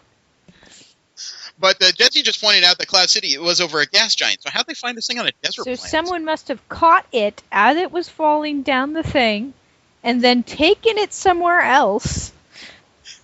And You know what the I have dog the image ran of? off with Oh, no, it, no. and Ooh, left ooh. it and buried it in the desert. Yes. Yeah, no, they yes. refrigerated it, and then the ship blew up, and the refrigerator, broke up in orbit, and somehow the hand survived. Actually, I was picturing the poor janitor from the Robot Chicken skits. It fell through a wormhole in space and returned to Tatooine because that is where like he's that. from. I like that. No, Darth Vader picked it up and said, if my boy's ever going to play softball, he's going to need this. Okay, moving on before we get stuck here. John Hughes Meets the Superheroes is the description of a new project called the Post-Human Project by Sterling Gates.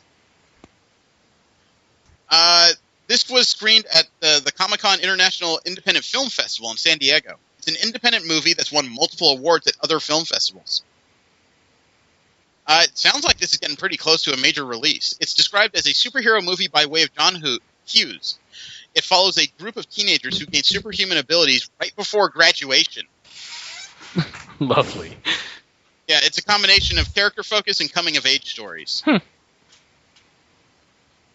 one of those things that could be awesome, but I have a 2-minute trailer here. Okay. Graduation from college or high school or junior high? High school, they said. Yeah. Okay, high school. You At least you don't have as points. much of the puberty factor going on, but And 3 times as much drinking. yeah. Sorry, I'm trying to get through an advertisement here. You know how this. I'm watching a talking tag talk to a guy from his pants, which is just disturbing.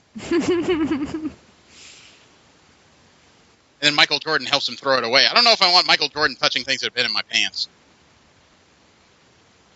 You can take that shit however you like. I don't care. Yeah, there's a link. It's by Reckless Yesterday I Abandonment. woke up and I thought I knew everything there was to know about my life. But I Okay, was so we have wrong. the typical disillusioned And I guy with a wasn't knee just wrong brace. about my life. I was wrong about my friends, about my family, about where I come from. Way, way wrong. Where he comes from. So far, I'm bored. And it's very quiet. There's a lot of sip going on here. Have you lost your freaking mind? All we've learned so far is that teenagers' life sucked, which we already know. No stress, no care in the world. No one can stop us. Why does the black guy have the mohawk? Cross my heart and hope to fly. Watch too much A-Team? Who hopes for that? Ooh. Where's Denny? Uh-oh. Ooh. Finally. You know it's never good when guys in black suits with black ties show up. What are we going to do? I don't know.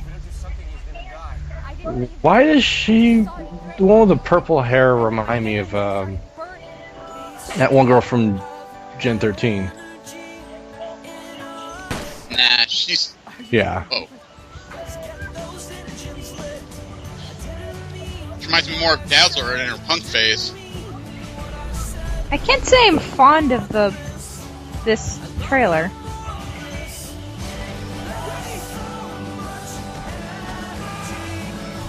There's some interesting stuff happening here, but I'm having trouble trying to figure out what the exact plot is. Well, yeah, the music is like too loud and I don't know. Yeah, I had to turn it down. So let's see. Super strength, pyrokinesis, teleportation. And healing, maybe? Yeah. Yeah, there's probably a regenerator somewhere in there. What could possibly go wrong with that? Oh god, don't say what could possibly go wrong. That's when shit goes wrong. Unless Famous you last want it. words. Yeah. I might check it out if it comes to direct video, but that's not something I go out to see a theater for. I need more information than this. I might take a chance on it at a theater if I have nothing else to do. Well, I have a trailer here I would voluntarily skip. The Sin City 2 trailer. I like Sin City. Okay, I'll send it. No, it's... Oh, whoa! Yeah, okay. She actually pulled my hand off the keyboard. I'll watch it on my own time. Okay, well, it features Jessica Alba dancing in some comic moments. Eh. And apparently has blood. Was there actual blood in Sin City, or was it that weird white stuff? As I recall, blood was a It red varied. thing sometimes. Yeah, it depended on the scene, Okay. I think. It's been a while since I've seen it. Yeah. Well, we also have a trailer for The Hobbit, Battle of the Five Armies. I haven't seen the second one. I haven't seen the first. I haven't seen anything from Lord of the Rings, so...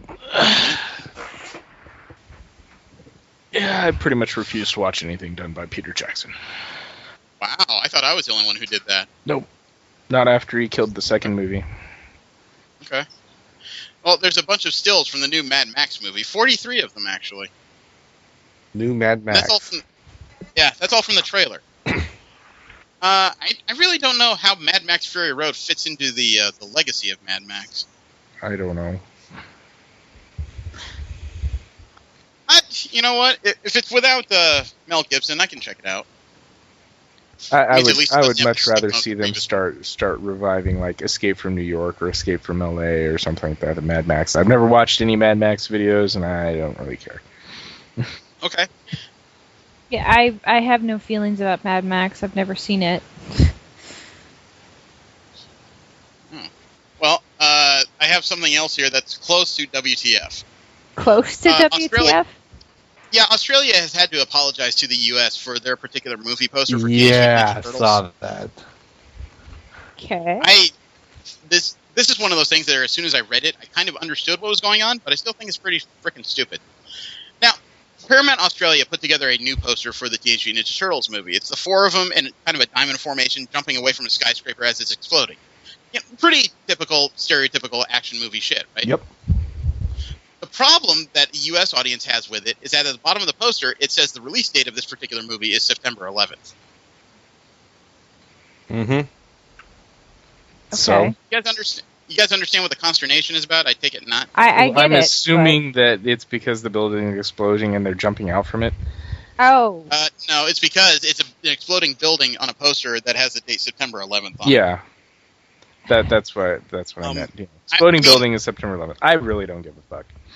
I see where people are coming from, but you've got to stop being so fucking oversensitive about this. It's agree. been 13 years. Yeah.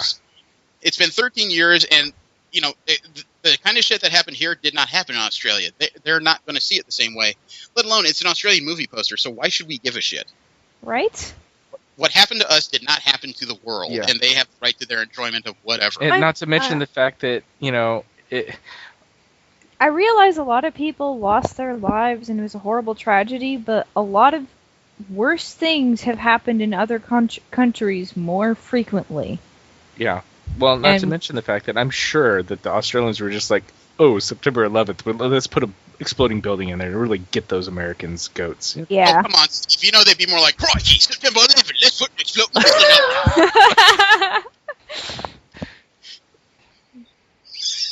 Wow, I think I hurt myself on that. Physically? I think some of us are going to hell. No, but I mean, it's, any other imagery would have... I don't give a shit. I really don't. No. These people have a right to put up art. And that's all it is art. They're not saying, look, shit always explodes on September 11th. Yeah. Well, I mean, I've seen some of the...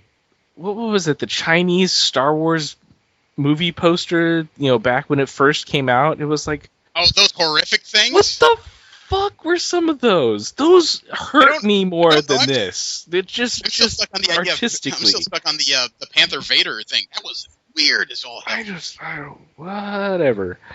No, whatever. I don't care. Australia, you're fine by me. Yeah, you did okay by me. Just don't make any more Yahoo Serious movies. I need a break. Hey! I like Young Einstein. I said a break. I didn't say you had to die or anything. You guys remember that Rob Zombie was working on a short for Assassin's Creed Unity? I do. No, actually. Yeah, first It's been released online. Shoot. It's been released online. Creepy as fuck. It is Rob Zombie. Oh, dude.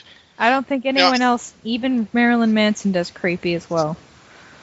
Well, here it is. It's a 5-minute video. I don't know if we'll go through the whole thing. But the whole thing is narrated by some guy doing creepy French accent.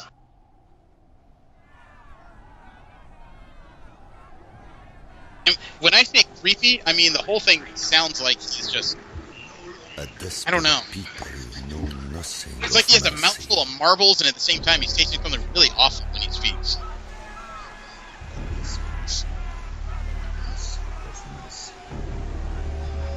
Looks like it's written by the same people that did Telltale stuff.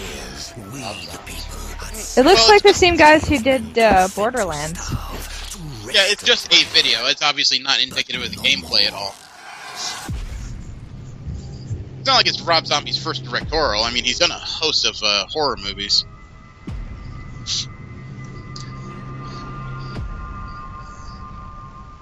Illustrated by Tony Moore. Why does that name sound familiar? I have no idea. La République had endured years of war and failed military campaigns. A play for power. Amazing how everything in this video looks dirty. You know what I mean? Everything is filthy. Well, that makes sense. It's, war or whatever. I know. French didn't entirely believe in soap during certain periods. Oh, there's a head. Yeah. That was a good transition. He has an interesting version of gluttony. Ugh. We starved in the streets, tossed aside like rats. No longer would we be left to die. We formed a National Assembly for the Third Estate, our first step in the fight for independence. Yet, not entirely my speed, but the story is kind of compelling. The way the narrator goes through it. Yeah, the National definitely. Assembly vowed for life. We were willing to do what was needed. I admit, I don't know a whole lot about the French Revolution. I do know it was a very horrible period in world history. Yeah, that's about all I know. The taste of freedom and liberty fell upon each of our lips. I will give him this. This is one of those videos that almost makes me want to play the game just so I can head some French aristocracy. Not for bread or for grain, but for justice. Is it just me, or as the narrator goes on, he starts to sound like a French Barbossa? He dismissed our threats. Try to ignore us now. You know, one of those freaky transitions. You okay? I try not to be squeamish. You're either grossed out or you're having one hell of an orgasm. It's grossed out. Okay. Yeah, I stopped watching. Yeah, I think I'm going to pull the ripcord. It's interesting, but wow. It's really bloody. I mean, I like it. Yeah. I'm not really sure what's going on, but I like the visuals. Okay, well, let's move on quickly before somebody has a problem. Warner Brothers has optioned the Dragon Riders of Pern as a movie series. Really? What? Really? I can't believe I surprised you guys with this. This was news I found before we went to Comic-Con. I guess I haven't been paying attention to news. Yeah, they have 12 books of material that they have to work with, and they have optioned the movie series. Oh my god, that is amazing. This is one of my favorite series of all time. Yeah. According to... I guess this happened actually just earlier this week, but still, it's been since Tuesday. I thought somebody else would have keyed into this by now. But according to IO9, they say that since the Dark Knight series is done, Harry Potter is over, and The Hobbit is winding down, Warner Bros. Is looking for another fantastic property to make a series of movies out of. That would have an nearly endless... What word am I looking for? There's all sorts of movies they could make out of that. There's three different time periods that they could pull from. Mm-hmm. And, like, a bunch of different point of views. Okay. Well, how about this for different news? Alex Kurtzman has been hired to do the Mummy reboot. Really? He's in final negotiations to do another reboot of The Mummy. Okay. Why are we rebooting this? I heard it was being set in modern times, too, like with cell phones. Well, that may be possible, because according to the plan that Newsarama talks about, this reboot is supposed to be the first tone-setting film for Universal Studios' shared monster universe. They want to have an entire universe that includes Dracula, Frankenstein, the Mummy, the Wolfman, and the creature from the Black Lagoon. I actually like that idea. Yeah, but this may cause another problem, because Kurtzman was originally hired to work on the Venom movie.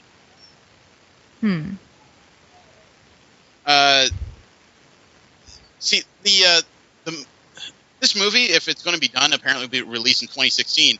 The problem is, so is the Venom spinoff. Kurtzman seems to still be attached to Venom, but unless he can direct both at the same time, the Mummy movie may not actually happen until 2019. Which means they'll probably have to get through like 8 different Doomsday predictions between now and then. Well, depending on how good Venom is. Yeah. Speaking of how good a warrior is, guy playing Rick Grimes, Andrew Lincoln in the Walking Dead TV series, he is teasing some major deaths in Season 5. Well, as long as it's not the one good character. Yeah, I know. I'm going to be really sad if Carl dies. Well, I was referring to Daryl. I know who you're referring to. I'm fucking with you. I know. No, he says, quote, "It's an inevitable part of this show. It's one of the great things, I think, that you have real jeopardy for favorite characters. It won't be without its share of death this season." Co-star Norman Reedus also said the simple line of, quote, "grab your tissues," unquote.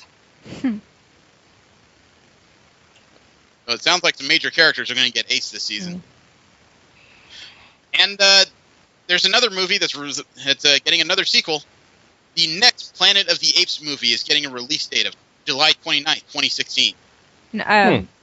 Not Rise of the Planet of the Apes, but the one after, or Rise? This is the one after. They've already penned the date for the new movie, which means they're probably going to work on it really soon. Huh. Probably as soon as what's his name is done motion capture. Andy Serkis? Yeah, he's working on Age of Ultron right now. So as soon as he's done, they're probably going to throw him right back in the ape suit. That's wow. That's really confident considering how little time they had to figure out how well Dawn of the Planet of the Apes did. Right. But they're probably assuming it's going to do well. Or... Oh, it did well. It didn't do like blockbuster necessarily, but it did more than enough to make it worthwhile to make another one. Let's see. We also have Marvel comic news. There's not a lot of it because a lot of it was tied up in Comic-Con news. There was actually a picture that's been released of Thor after Mjolnir. What he's going to look like in his unworthy form. You know, past the point where this new woman picks up Mjolnir. Right. And he's going to carry around his axe Jarnborn. Even people at Comic-Con who were writing the damn comic had trouble saying it. But it looked like it's going to please a lot of female readers because his costume is basically Thor without his shirt. Yeah, I'm already happy. And is it just me or does it look like he has a cybernetic left arm? Possibly wearing a glove. No, that's a sleeve, but it looks like maybe a brace. I don't know. If you scroll down in the story, you'll see the new Thor in there too.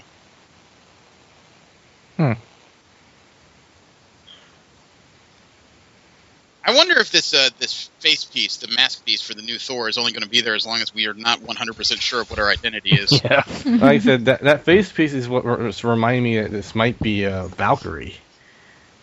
Well, that's not fair, because every Thor so far has had a winged helmet, including Thunderstrike and Beta Ray Bill. But this one covers half her face. Yeah, and Valkyrie's never worn a mask before. She's only worn a helmet at best, and lately she hasn't worn one at all.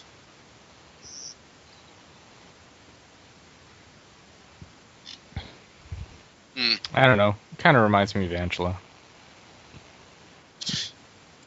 I seriously doubt they're going to risk that one. Yeah, probably not. And Ultron is returning in comics in 2015. It's going to be another one of these graphic novels that's in continuity, an original story called Avengers Rage of Ultron. It's supposedly going to force two eras of Avengers from the past and the present to team up. You know, gear up, we're going for a time travel story, which means I'll probably find the X-Men somewhere in the middle. and the migraines start. And the last bit of Marvel comic news I have is that Jack Kirby's heir is calling Marvel's response to their lawsuit indefensible. I mean, it's no secret that they're persisting in their lawsuit that they supposedly canceled several copyrights of some prominent Marvel characters created by Jack Kirby, including Captain America. They have an interesting case, but after reading the briefs, and it takes a little while, I still don't think their cases are any stronger than any other case brought up like this. And they want the Supreme Court to hear it. The Supreme Court still hasn't said whether or not they're picking up the case. If they do, this could end a lot of debate pretty quickly. Mm-hmm. If they don't, then this will probably be kicked back to the appellate, which already ruled that the Kirby heirs don't have any rights to it. So we'll just have to see what they agree to. If they don't hear it, then they got nothing. Mm-hmm. DC comic news, I only have one story, and that is that Grant Morrison is restarting the multiverse of DC. Oh, yeah. Coming out with a new series called Multiversity, which is going to have stories across the DC multiverse pantheon, which may include the Earth 2 Superman, the Black Superman, the Red Tornado, another style of Green Lantern. They may even integrate the universe of anthropomorphized characters like Captain Carrot. Please don't ask. I was Jeremy? going to ask. There is an entire universe of anthropomorphized heroes that are very loosely based on DC characters, and their lead hero is a rabbit called Captain Carrot. Which, according to the picture at the cover of Multiversity, appears to be about as tall as Black Superman. I can't do it. There's a Black Superman? And Earth 2, yes. The multiverse was DC's first way of trying to integrate their heroes because they pointed out that some of them never seem to age. Ah. So their version of that was that there's heroes from... They've just been telling stories of the heroes from the different Earths. And one of them has been aging pretty regularly. Didn't help. And then they came up with a story that integrated all these universes and just made a mess. So all this stuff was just really painful for me to deal with. I know there's a lot of people out there that dig it hardcore, but it was just harsh. General comic news, if you don't mind, I'm going to put that at the end because most of it is Comic-Con stuff. Okay. Yep. Whatever. As far as anime and Japan news, there's actually a bit more of it than usual. IO9 had an interesting article where they suggested 7 series that deserved a Sailor Moon Crystal-style remake. Some of them are pretty well known to me, like Magical Knight Rayearth. Mm. They say that deserves a Sailor Moon remake because, after all, it had a little bit of everything. RPG jokes, girls in sailor uniforms, swords, giant robots. They had one here that I wasn't very familiar with called Princess Knight. It's an old story by Ozuma Tezuka. Not familiar. It's a weird story about a young princess who's defending her kingdom by putting on this Zorro-style mask and getup and using a sword. I don't think it made it over the States, but they mentioned Cardcaptor Sakura, Revolutionary Girl Utena. No. At least I wouldn't watch it, but not like I'm watching Crystal. Sally the Witch, I'm not familiar with. That one sounds familiar. Akazuki and Cha-Cha, which I was familiar with, but it never made it to the U.S. Right. Number 7 was kind of a stunner to me because they actually proposed Devil Hunter Yoko. That would be awesome. Out of reading all 7, the one that kind of surprised me the most was Cardcaptor Sakura, simply because the writer mentions how really butchered the series was when it made it to the U.S., and I really had no idea. Yeah, I read the manga. It doesn't surprise me that it was butchered all to hell. If I recall correctly, like the first episode was the first 6 butchered together or something like that. Something along. I do not know anything about that. I don't. I'm just telling you what I've heard. I can't say for sure that's what actually happened. I was kind of surprised to find out that the character of Lee Sauron didn't appear in the series near as much as the U.S. version portrayed it. He apparently had a much lesser role than it was portrayed on the U.S. screens. I don't know. Well, again, I'm going off of what I read in the manga. I have no idea what the Japanese anime looked like, but okay, well, he was in it. The end result of the article was that Cardcaptors, as an adaptation, was apparently so terrible that the anime licensor of the time, Pioneer, couldn't even sell the DVDs. Wow. That's sad. Meanwhile, the DVDs sold of the import version sold pretty damn well. So, it was kind of a surprise. Yeah. Sword Art Online Hollow Fragment for the PS Vita. The Asian version is getting English subtitles. I guess they probably understand that this game is highly unlikely to make it to a U.S. release, so they're just releasing English subtitles for the Japanese version. That works. Yeah. But it's already out for pre-order. Oh, wait, excuse me. I have a correction to make. The Vita game is getting a digital-only release in North America this summer.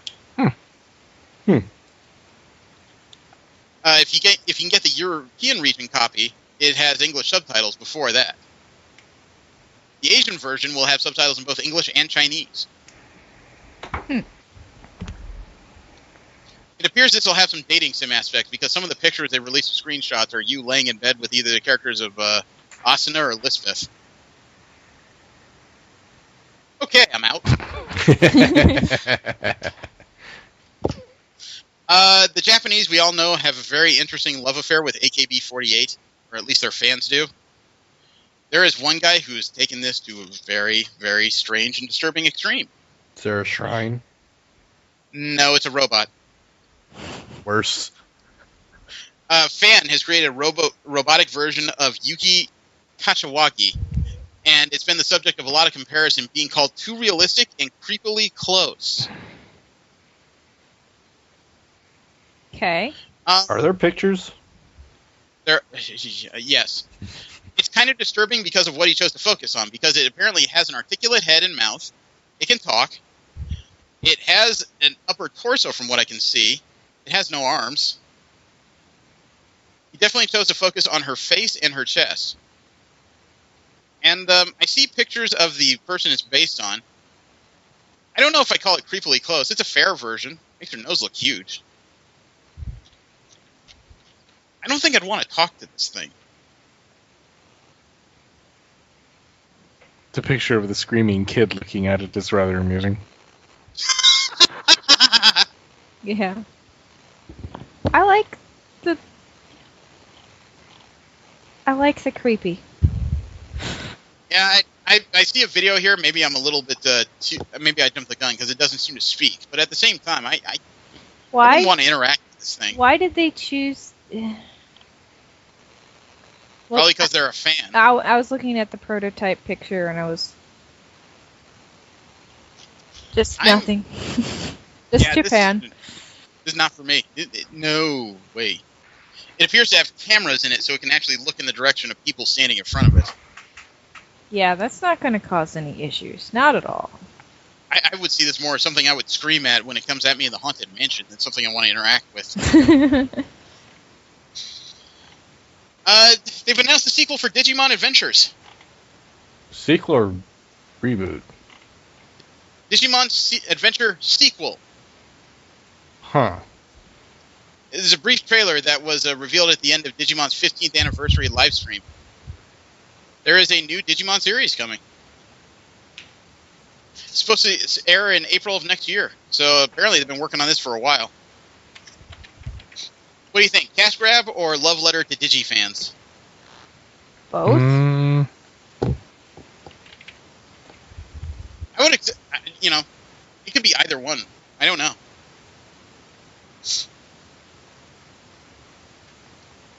No opinion either way. Yeah? I don't know.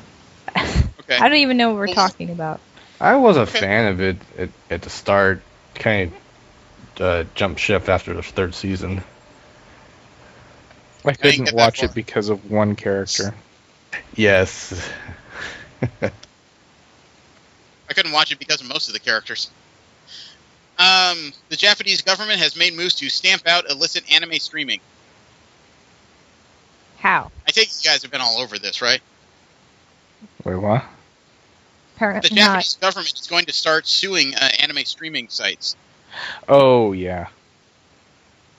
They're going to try and shut down overseas servers so that a lot of anime streaming sites wouldn't exist. But they are offering an alternative of a state-sanctioned and governmental streaming site for animes. I wonder how much that'll cost. I don't know. At least they offer an alternative. I have an alternative. It's called Hulu. I wonder what they mean by illicit sites. They're not very clear on what their definition of that is. For all I know, their version of illicit is sites that haven't paid us enough money yet. Yeah, I don't know. I haven't read over the law. I heard something about it because people were like, oh my god, they're going to stop showing manga and all these sites are going to close and this and that. And I'm just like, yeah, that'll happen. So they're not aware that when something like Napster was attacked, all it did was open up three more versions of it? Yeah, that's what I'm saying. It's like, okay, so you like just told Hydra. this site to shut down, and they say, yes, okay, and then they copy all of their stuff over to a different server and start up again under a different name.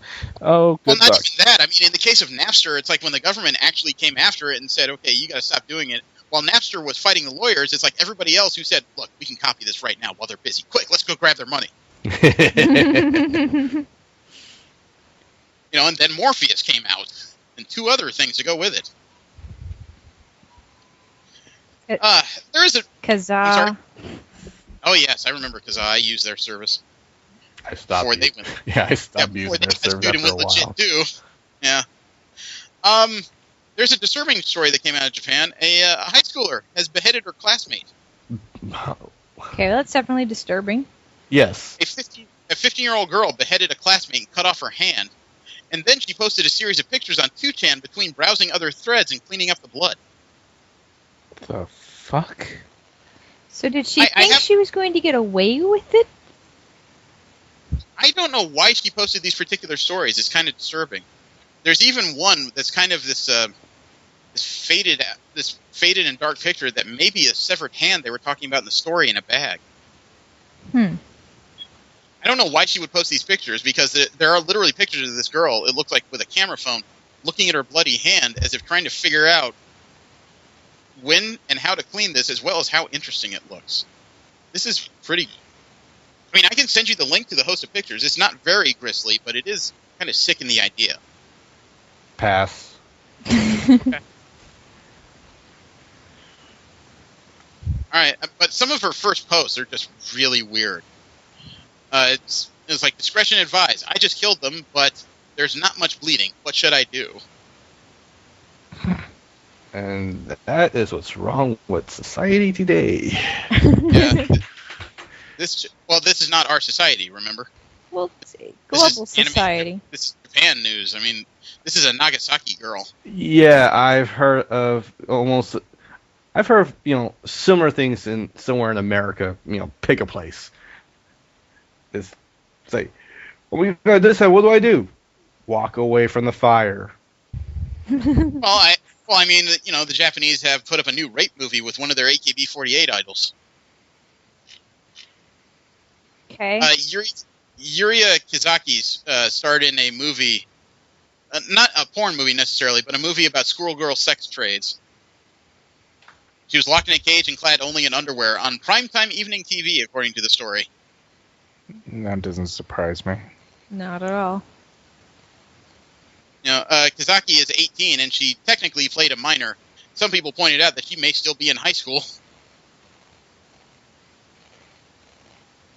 She was in the drama GTO, playing a schoolgirl, end up into forced into sexual servitude, eventually winding up caged in only her bra.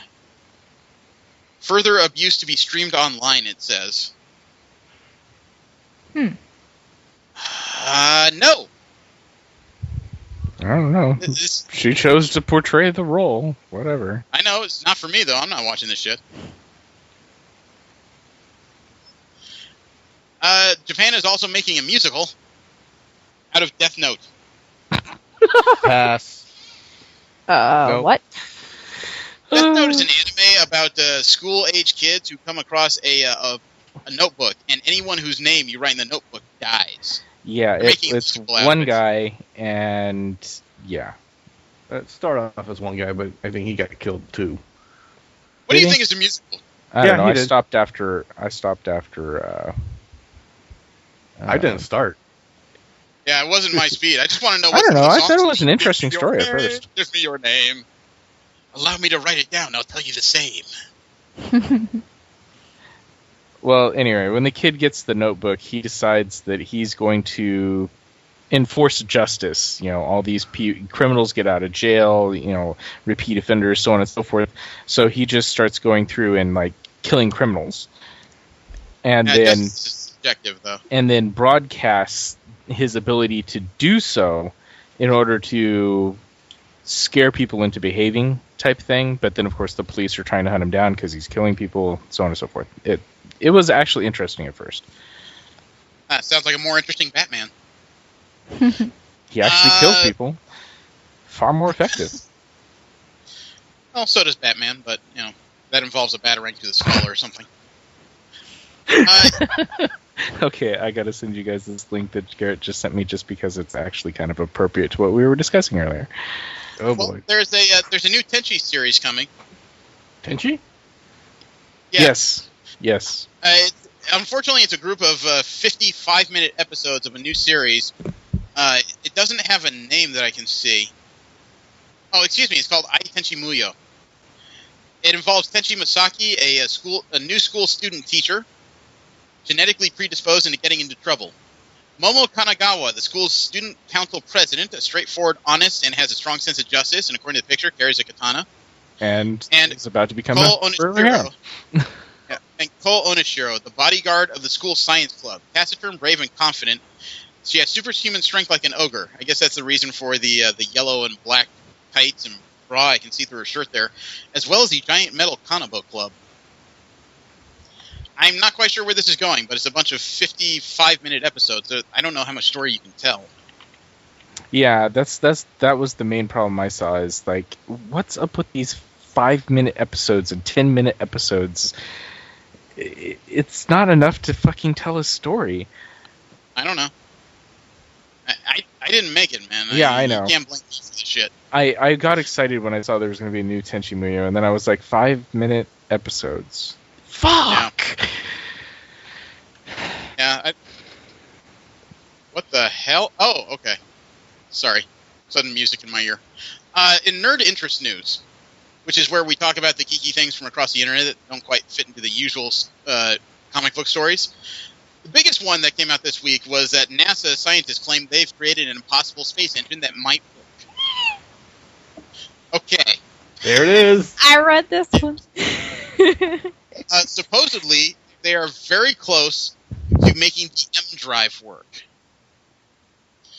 Some people say that the M drive is junk science that will never actually work, but the inventor of the M drive, Roger Scheuer, has stuck by it, and he claims it does work. It's a propellantless propulsion system that converts microwave energy into thrust in a sealed chamber.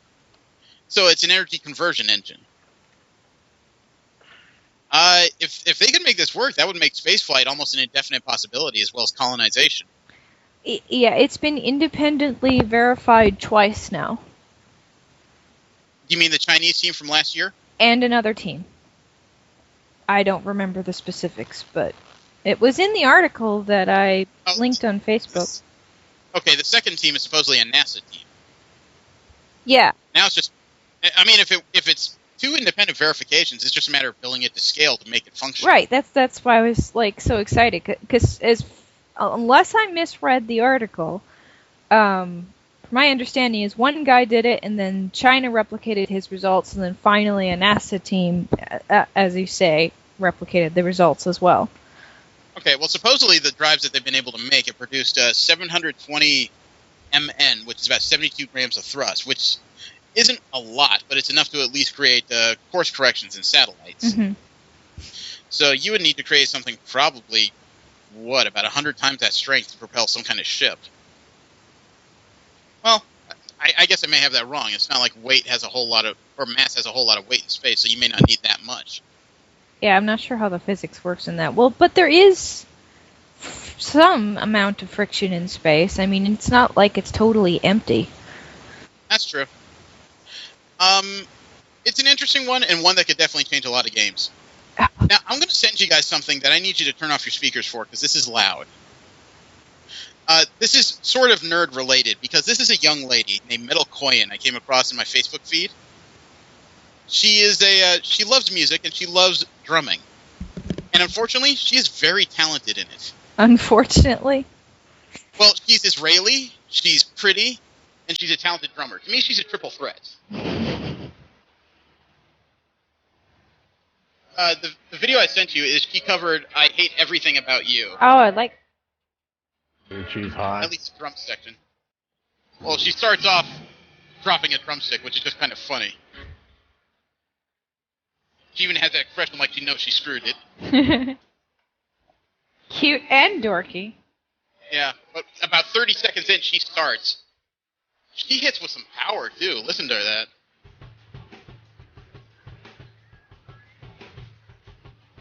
Not only is she a drummer, I've watched some of her videos, she can do the double foot pedal pretty well. She's well practiced.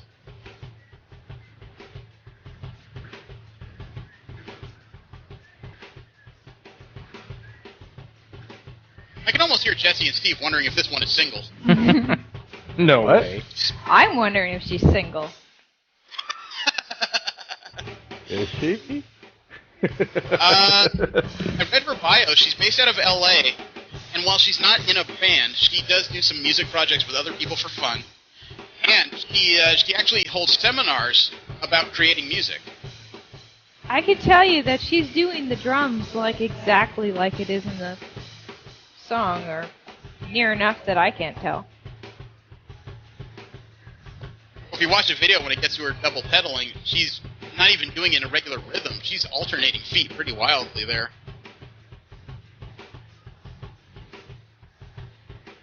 I can tell she's a little nervous in front of the camera. Yeah. Oh, she has like a dozen videos. I don't know where this falls in the timeline of them. If you scroll down a bit, you can see them down there for selection. I admit she's not what I think of when I think about going to concerts and seeing that one guy on a raised platform back there. Hey, chick drummers are awesome.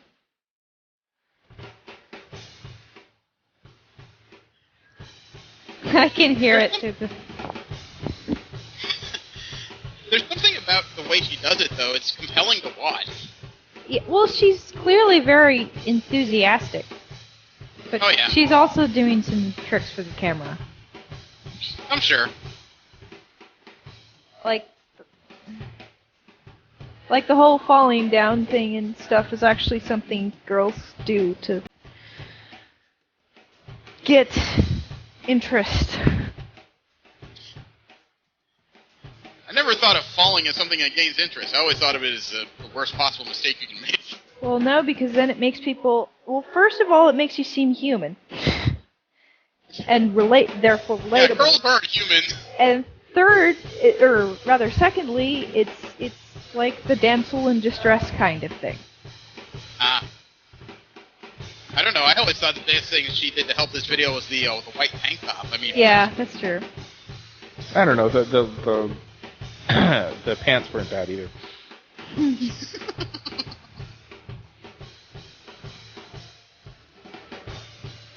I honestly only expected to watch like a couple minutes of this, but we talked nearly through the entire thing. I happen to like this band. Well, she's entertaining to watch. She definitely has a well-placed fan. Most people, I think, with long hair would like to tie up a ponytail to keep it out of her face. She just has a fan blowing at her. But according to the video, she does Slipknot's Eyeless, System of a Down's Toxicity, Lamb of God, Laid to Rest, and even Metallica's Enter Sandman.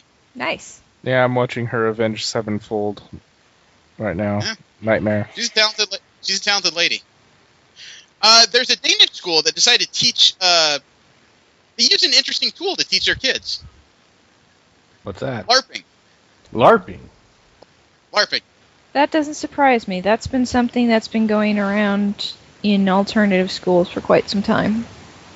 Well, Osterkoff Efterskole in Hobo, Denmark, is using LARPing to teach students while they're having fun.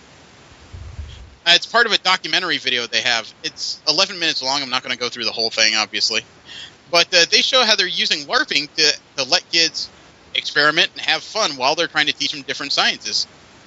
I don't know if that's sciences of beheading, necessarily. But they call it knowledge through play, which is not a bad way to go with kids, anyway.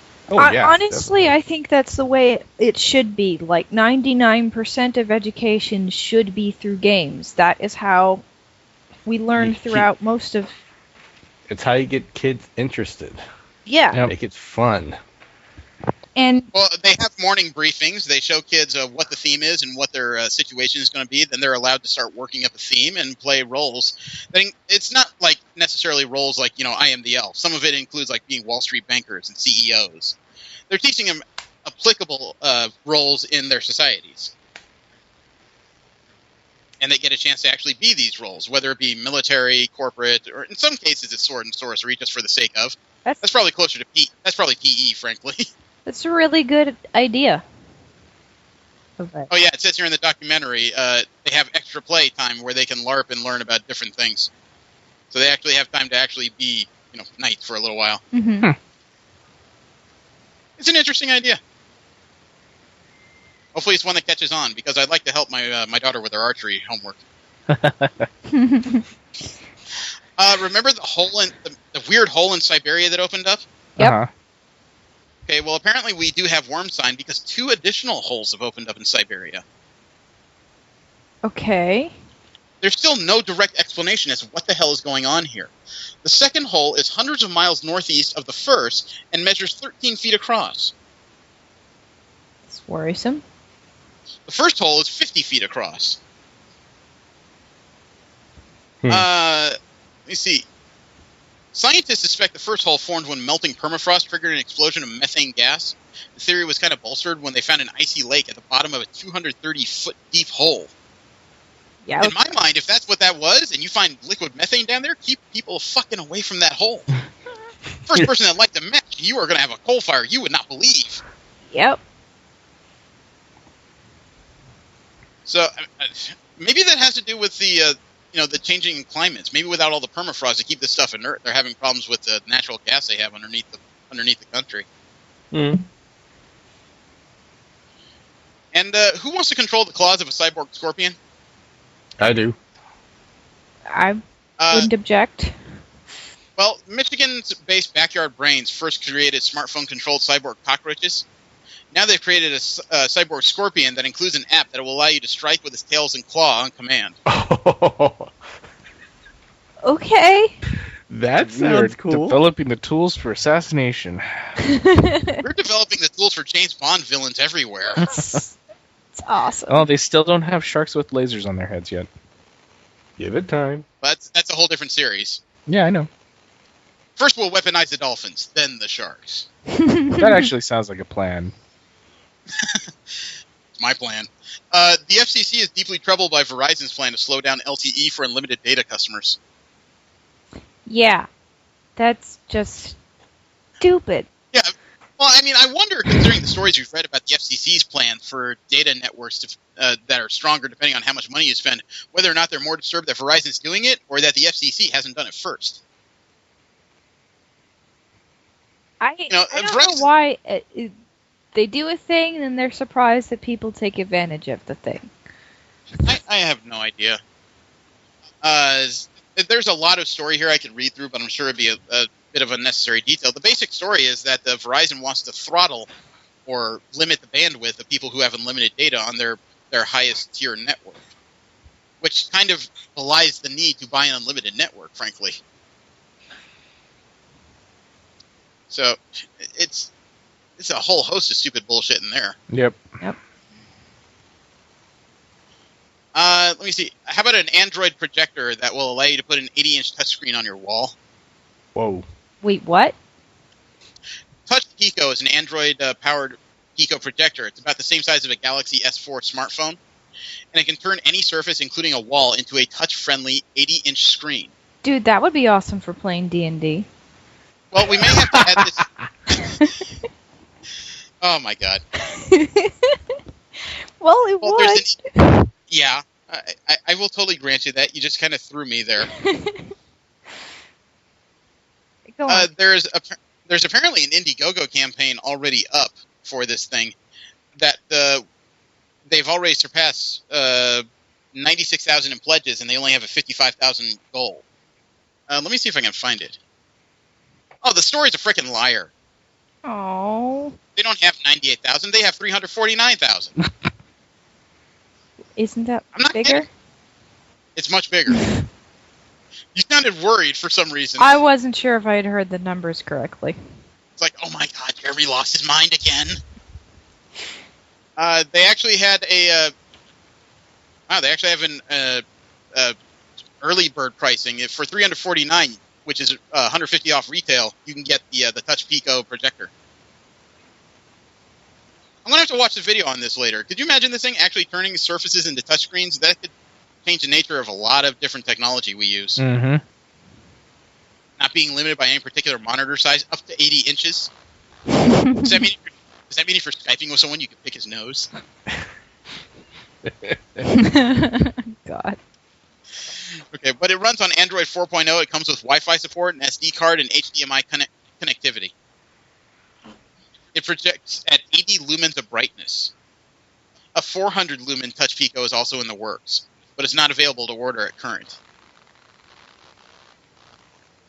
This could be pretty awesome. Yeah. And last in the general nerd interest news is that Bill Nye explains why the search for alien life could end on Europa.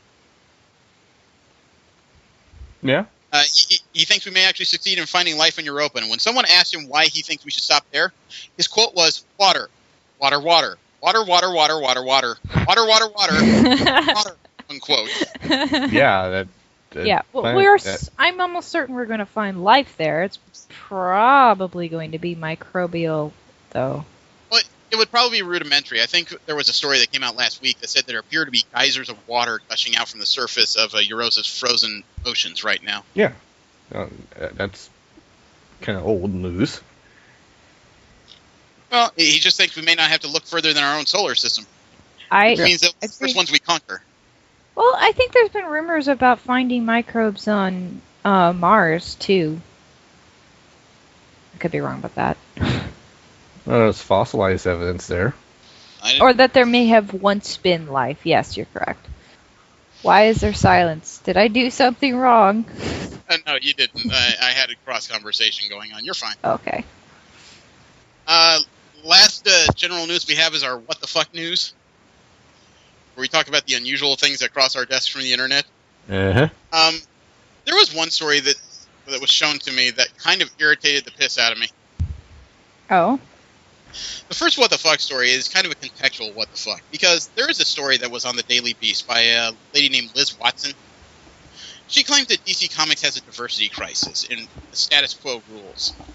The reason why I asked this question is because she mentions how Marvel is taking some risks. They have a female Thor coming. They have a black Captain America coming. Stuff like that. The last couple paragraphs threw me a bit because she talks about how it's mostly white males when it comes to DC's major heroes, right? She says, quote, while DC wants to project recognizable characters by keeping them in NRFB condition, Marvel is willing to chance that tentpole property like Thor will retain his iconic status even if a woman wields the hammer for a while. They believe that fans are not going to stop buying Captain America comic books because Sam Wilson's behind the shield. Readers are smarter than that, and Marvel knows it. After all, they made a similar gamble before. In 2011, they replaced Spider-Man's Peter Parker with a half-black, half-Latino Miles Morales. Miles remains one of Marvel's most popular characters, but in the alternative Ultimate Universe. In the central Marvel continuity, Peter Parker is still swinging and still white, after apparently bouncing back from his latest brush with death. Status quo, after all, remains king. She kind of doubles back there a couple times. Yeah. Yeah. Because it sounds like as much as he's saying, good for you, Marvel, for trying this, and fuck you for trying this. Well, and fuck you for not continuing it. Well, they did continue. Miles Morales is still alive. He's No, still no, the no, same no. universe it started in. But they didn't make it. Permanent. Yeah. Yeah. The fact that. That they tried it, but they went back to the status quo is what. Well, that's the thing, is they didn't go back to the status quo. Peter Parker's still dead in the Ultimate Universe where all this started. Yeah. You know, and besides which, the Peter Parker that died in the regular universe didn't exactly die. True. It was just... Supplanted. Yeah. So, I mean, the lady's writing is very bizarre. It's like she has a base knowledge of where comic books are, but I seriously doubt she reads them on her own. Seems like another lady who's just mad that there aren't more things that she wants in the spotlights. It happens. We come across these writers that are very bizarre because they have to talk about things they don't want to talk about. Yeah, I get it. Let me see. We also have a... speaking of Marvel changes, I mean, we said on the show how Marvel's changing Captain America and Thor and Iron Man coming soon. Remember a while ago when somebody tried to redesign several Marvel female heroines in ways they determined were better off for the characters? Mm-hmm. This falls into the same vein, because this lady talks about how Captain America could be redesigned as a woman. Hercules could be redesigned as a woman.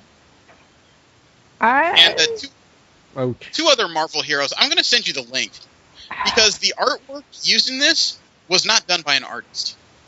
I draw sometimes, and I could do legions better than this. This looks like grade school stuff, really. Whoa. I mean, let's ignore the fact that there has been a female Captain America in the Marvel Universe. You know, a future universe, but it has been a female. Hercules, I can't really talk about because they've never really replaced that character. Can I just say how amusing it is that they put the female Spider-Man in that pose?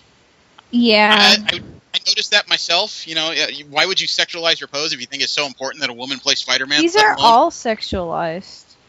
Yeah, let alone, we're not going to discuss the fact that there is a Except Spider-Woman Captain in the Marvel Universe at all. I kind of think it's ludicrous to make... Spider-Girl, if you want to go into the future a little bit.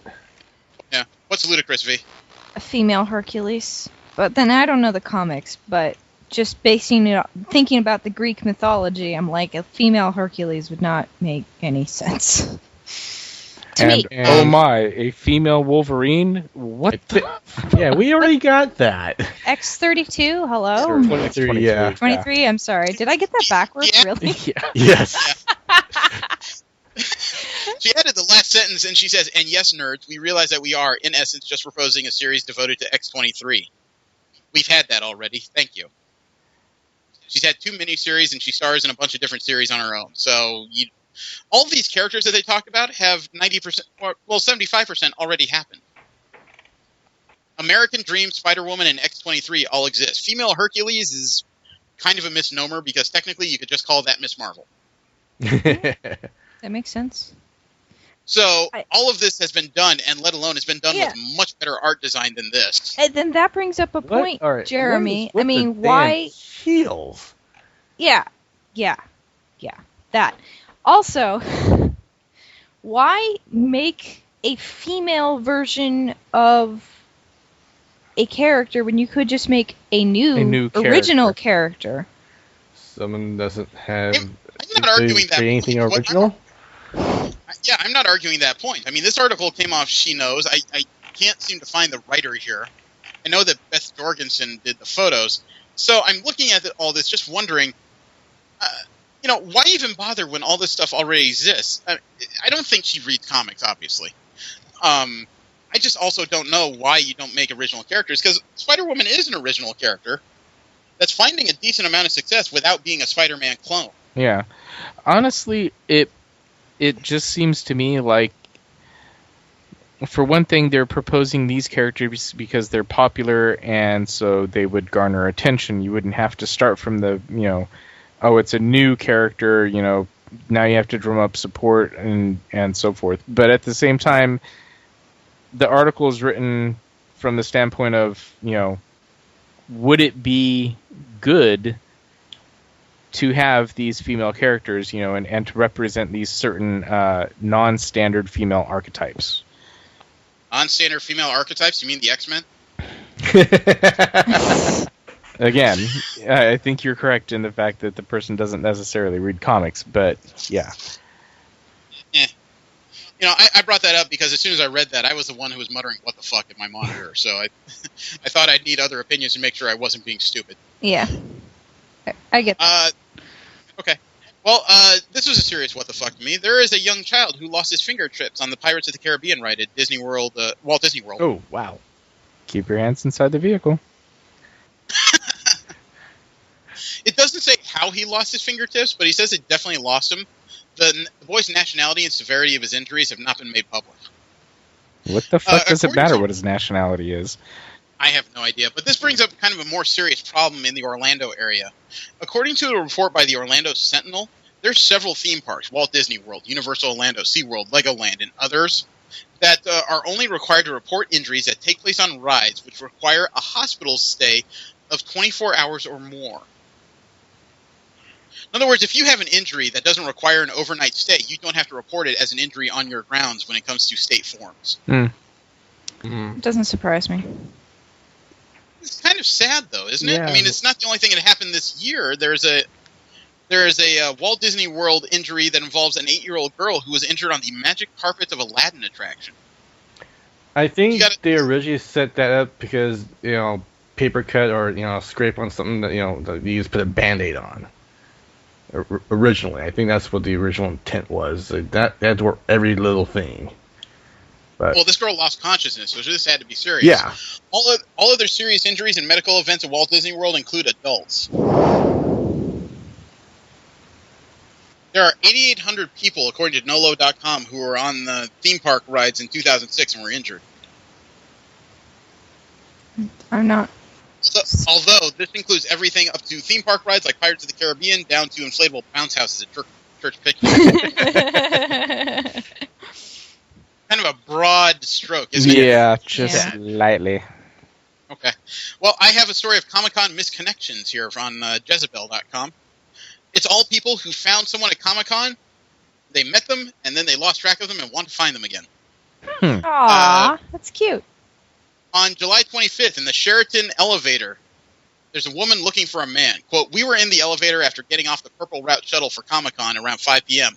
I was dressed in a Captain America dress. You got out on the 12th floor. You were really attractive. Maybe you'd like to talk or something." According to Jezebel, lower that metaphorical shield and engage next time. Another misconnection is tall guy from Comic-Con with Asperger's. It's another woman looking for a man. "Hey guys, I met this very attractive 6'7" engineer who builds custom go-karts outside at Comic-Con, and my son will not stop bugging me now. And I thought he was kind of cute too. Anybody remember seeing him? My kid will not stop talking about him and his go-karts." 6'7". I think the guy stands out a bit. Yeah, he was the Wookiee. How about this? Comic-Con escalator run-in at the Hyatt. Apparently it's a guy looking for a guy. This apparently is a gay hookup. I was going down the escalator and you ran up it. You bumped into me, and when I turned around to talk to my friend, I noticed you were staring at me. We held eye contact until I got to the bottom of the escalator. The top of your head was bleached and you were wearing a snapback. I was in a green hoodie.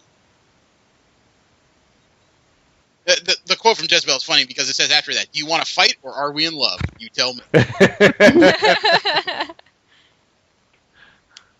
Oh, actually, this is a continuation of the same thing. It says, "Maybe we can hang out at Comic-Con or I can show you around. I'm a local. Tell me what color your coat is so I know it's you. Hopefully you see this." The next one is a Game of Thrones experience at Sunday, all day in line. Maybe another male looking for mail here. We were making line all day today, July 27th. I was wearing a polka dot hat and a blue checkered shirt. You took a picture of me and my friends at the end of the Iron Throne. you were with a girl and were wearing a black striped shirt with shorts and glasses. Just thought you were really cute, and we kind of kept looking at each other all day. If you see this, let me know something else that was inside the Game of Thrones thing so I know it's you. This last one is kind of interesting. You were a shirtless ninja with a white mask at Comic-Con. Hey man, I saw you walking around outside of Comic-Con as a shirtless ninja wearing a white mask. You were probably Asian, but I'm not sure. But I wanted to let you know that I think your bod is so hot and muscular. I would love to worship your pecs and nipples sometime if you were into that. Wow. That's straightforward. Yeah, hit me up if you see this post and are interested. And the quote by Jezebel is, you are probably an Asian, but I'm not sure. Best ever. And I have a story here that's definitely what the fuck, but it's definitely our kind of what the fuck. The 20 most what the fuck magical items in Dungeons & Dragons. Hooray! I have 20 here, but that would take a while. How many do you want me to go through? 5. Highlights. 5. 5 is a good number, okay. Let's start with the number 1 on the list, the Ring of Contrariness. The first of many magical items that I will simply call artifacts of dickishness. See magic items that have to be crafted by wizards. They require power, time, and many great resources. So why would anyone waste their time making a magic item whose only result is making someone kind of annoying? The Ring of Contrariness, which, as you might have suspected, forces the wearer to disagree with everything anyone says. It's a prime example of some wizard wasting his time. Or has too much time. No, I could see I could see a prankster wizard making that. I could see me using that on one of my PCs, to be perfectly honest. Oh, that would be so much fun. Oh my god, this sounds terrible. The Ring of Bureaucratic Wizardry. Oh. I swear this is real. The official description. When a wizard casts any spell while wearing the ring, a sheaf of papers and quill pen suddenly appear in his hand. The papers are forms that must be filled out in triplicate, explaining the effects of the spell, why the wizard wishes to cast it, whether it's for business or pleasure, and so on. The forms must be filled out before the effects of the spell will occur. The higher the level of the spell, the more complicated the forms become. Filling out the forms requires 1 round per level of spell. If you ever had a dungeon master give you this ring, I believe you are legally allowed to murder him. Oh my god. That's awesome. That is Someone doesn't awesome. like wizards.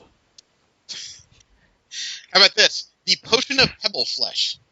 This potion is basically the potion of being the Thing from the Fantastic Four.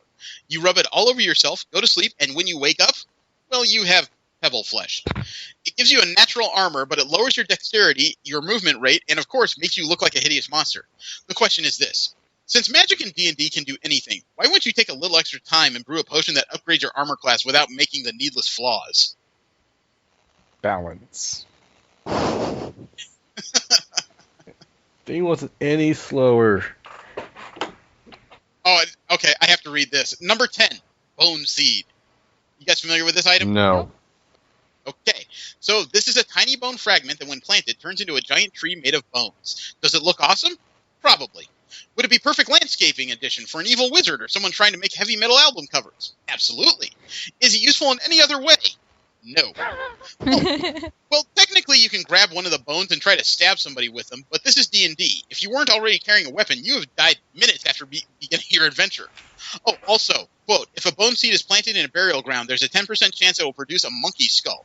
Well, all right then. The only reason I could see using a bone seed is if you really want to make some resilient handles for weapons. Okay.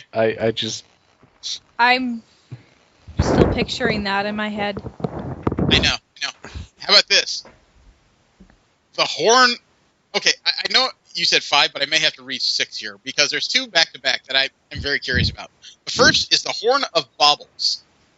As you might expect, this horn issues out a blast of useless trinkets, equal to the first level of Chuck E. Cheese ticket prices when blown.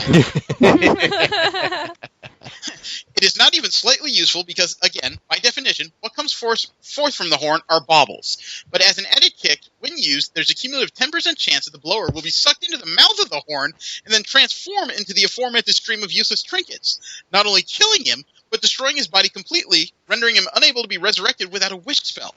Truly, the Horn of Baubles is a preeminent artifact of dickishness. I like it. 10% chance? 10% chance. You probably have to roll a d10, and if you get a 1, you're in the horn, and you're dead. Jesse, beyond dead. Jesse, you have to give that to Jimmy, because you know he'll fail it. Does he have a cursed die? Huh? He has cursed luck, is what he has. Well, the reason why I had to read the other one is that was number 17. Number 18, right behind it, is the Horn of Bubbles.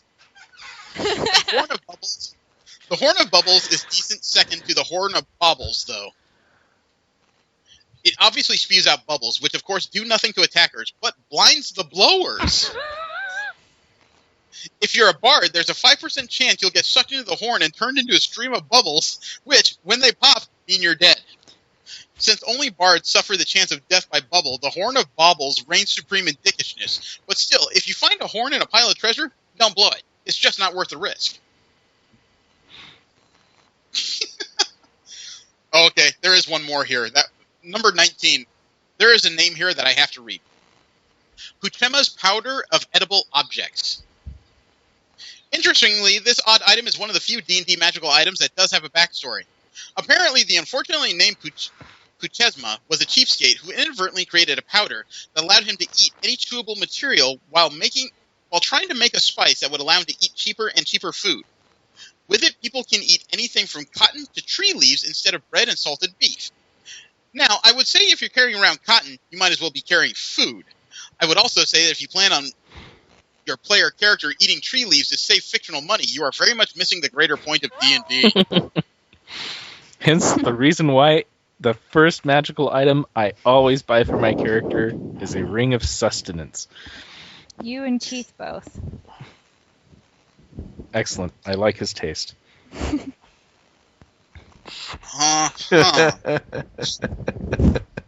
This number 20, Mirror of Simple Order, is kind of throwing me as I'm reading it. When a character steps in front of this mirror, he sees a strangely distorted image of himself. There are eyes, a mouth, and a nose, but all lack character. Although the figure moves as the character does, it is shorter or taller than he is, adjusted in whatever direction approaches the average height of the character's race. Any clothing worn by the character is altered as well. Bright colors will be muted, appearing to be shades of gray. Any ornamental work on armor, weapons, or clothing will be gone. He retains his level and class, but is not as exceptional as he might have been. He's bland and boring. The character's alignment changes to lawful, neutral, and he becomes interested in little else other than setting the order to the world.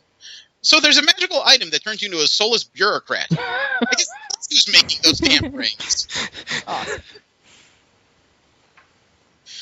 Okay, remember about a couple months ago, we read a story of the lady who was run over by a train and survived? Yes. Mm-hmm. Yeah.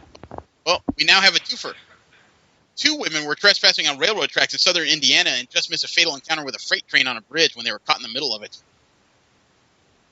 That's no It good. was actually captured on a camera mounted on the train. The engineer spotted the women in the middle of the bridge and applied an emergency brake and repeatedly sounded the horn. At first, it tried to outrun this 14,000-ton freight train. When they realized it's catching up, one woman lies down in the middle of the tracks. The other woman runs off the edge of an 80-foot-tall bridge as if contemplating jumping off, then runs back to the middle just as the train catches up to them. By the time the train makes it to a stop, it was past the bridge. Were they blonde? I think one was a brunette. Believe it or not, they survived. They both survived in the middle track of the train tracks. And as soon as they were sure that they were okay, they ran off before the engineer could find out what the fuck happened. They're now wanted by law enforcement for trespassing. Okay. If you survive being run over by a train, frankly, I'm not chasing you because I don't know what'll happen when I catch up to you. No, for all I know, I'll turn into a newt just because these people are that lucky. But you'll get better. I've seen myself. No. We can now launch dead pets into space. What? Towards the sun? There is Celestis Pets is a new service from the people that invented Celestis Incorporated. They're the ones who launched the remains of people into space, like James Doohan. Scotty from Star Trek. Mm-hmm. They now do the same for pets. Okay. Okay. I don't know if I'd want to do that, but okay. Well, there's the Earth Rise service starting at $995. The pricier packages are the Earth Orbit at $5,000, the Luna at $12,500. At 12,500, they'll launch your pet on a voyage through the deepest space, leaving the Earth-Moon system on a permanent celestial journey. If people actually believe souls are tied to their remains, can you imagine what hell that would be for a small animal? Yeah, that's why I wouldn't want to do it. I'd rather just return my animal to nature. Yeah, their soul hurtling through the deepest, darkest places of space by themselves, then maybe found by some alien, reanimated, and then they have to stick with this shit. I've tried to think about different ways to get my kids to eat fruit. China has a way that makes me uncomfortable when I think about trying to make them eat it. I'm going to send you a link before I mention this. What they're trying to do is get people to eat peaches. Eat what? And the way they decide, peaches. They want to eat Okay. more peaches. And the way they decide to do this is... Oh my god. I've seen this. This is hilarious. The reason why they're reacting like this, and you people are probably scratching your head, they've decided to put lingerie on peaches. So it looks like a bunch of derriere staring at you in this box. The picture of the person pulling down the panties is fucking hilarious.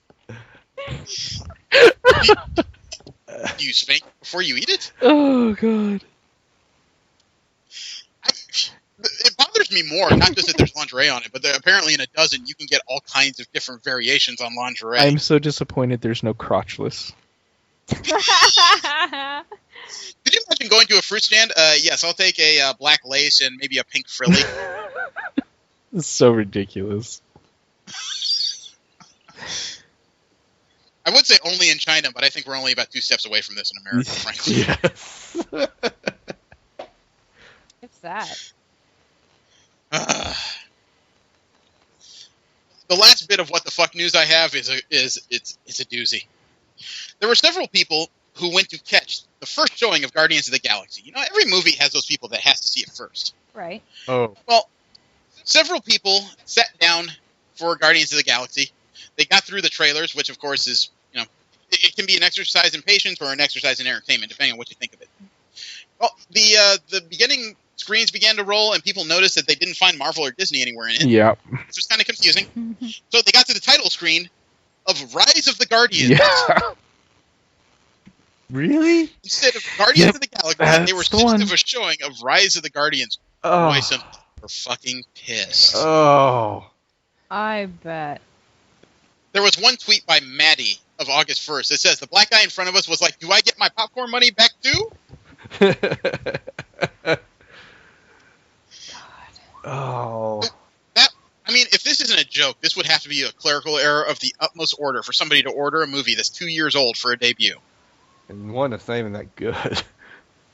I thought haven't they just even made heard the of it. mistake. Somebody said, oh, it's got Guardians in it and threw it in, but they literally did not even have the Guardians of the Galaxy movie to show anybody. Well, they probably had it in another theater. Most theaters I know carrying it have it in multiple screens, but still, these people would probably have to wait at least an hour on debut day. Which means they were already there at midnight, probably. Well, no, it was August 1st, so they could be sold out on shows until like the very late showings. You know, damn near 12 midnight on August 2nd. Mm-hmm. So, the subject of the week is basically our decompressor from Comic-Con, and there was a shit ton of news that came out of it. And by shit ton, I mean metric. I wish I was near the Marvel booth when they were showing off props from not Agents of S.H.I.E.L.D., Age of Ultron. They sell props, apparently, for people to view, include what looked like a Mark I prototype of Ultron, a fist from a giant Iron Man armor, which people are assuming is the Hulkbuster, Safe assumption. and a cracked and shattered Captain America shield. That's a big deal. Interesting. Yeah, as well as that electric bike we were talking about a few weeks ago with Captain America's shield mounted on the front of it. Which reminds me, have you guys seen the conjoined poster for Age of Ultron? No. Mm-mm. They're going to release like 8 movie posters that you can put them together as a giant puzzle. Ooh. I sent you a link to the gallery. You'll have to flip through a couple pictures to get it. But you can see Iron Man, Captain America, the Scarlet Witch, Hawkeye, the Hulk, Black Widow, Thor, and Quicksilver featured very prominently. Has a release date of May 1st, 2015. The thing about the Quicksilver version is you see him running through Ultrons, but if you look above his section of the poster in the upper left corner, Yep. you'll see somebody else floating up there. you can see a pretty clear green and yellow vision floating up in the background up there. It's a very interesting poster. It's an art poster. Definitely wasn't done by people standing still. I know, V, you're not going to have a lot of basis for this, but considering how hard we're going to try and get into 2015, I hope all of us are. I think you'll need to hear what exactly we went through. Okay, I'm listening.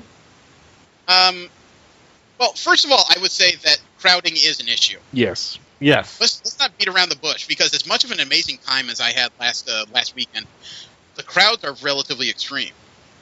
Relatively, yeah, no, that there was a sea of people. I shuffled through the exhibit hall, which is, back and forth 3 times, which is like a couple miles.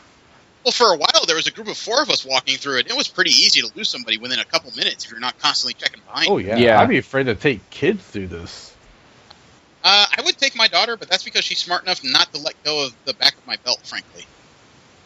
The smaller ones, no, I couldn't do that. And I will give full credit to people that do. You got to keep a really careful eye on your kid in this place. There were several kids in there. They were cute. I would say, though, that you have to budget pretty carefully. Yes.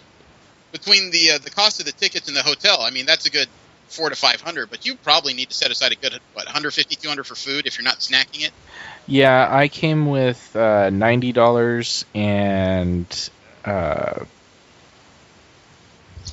yeah, I didn't splurge, so I did okay, but yeah, if I was to truly enjoy, eating at some of the places around there, I definitely need more of a budget.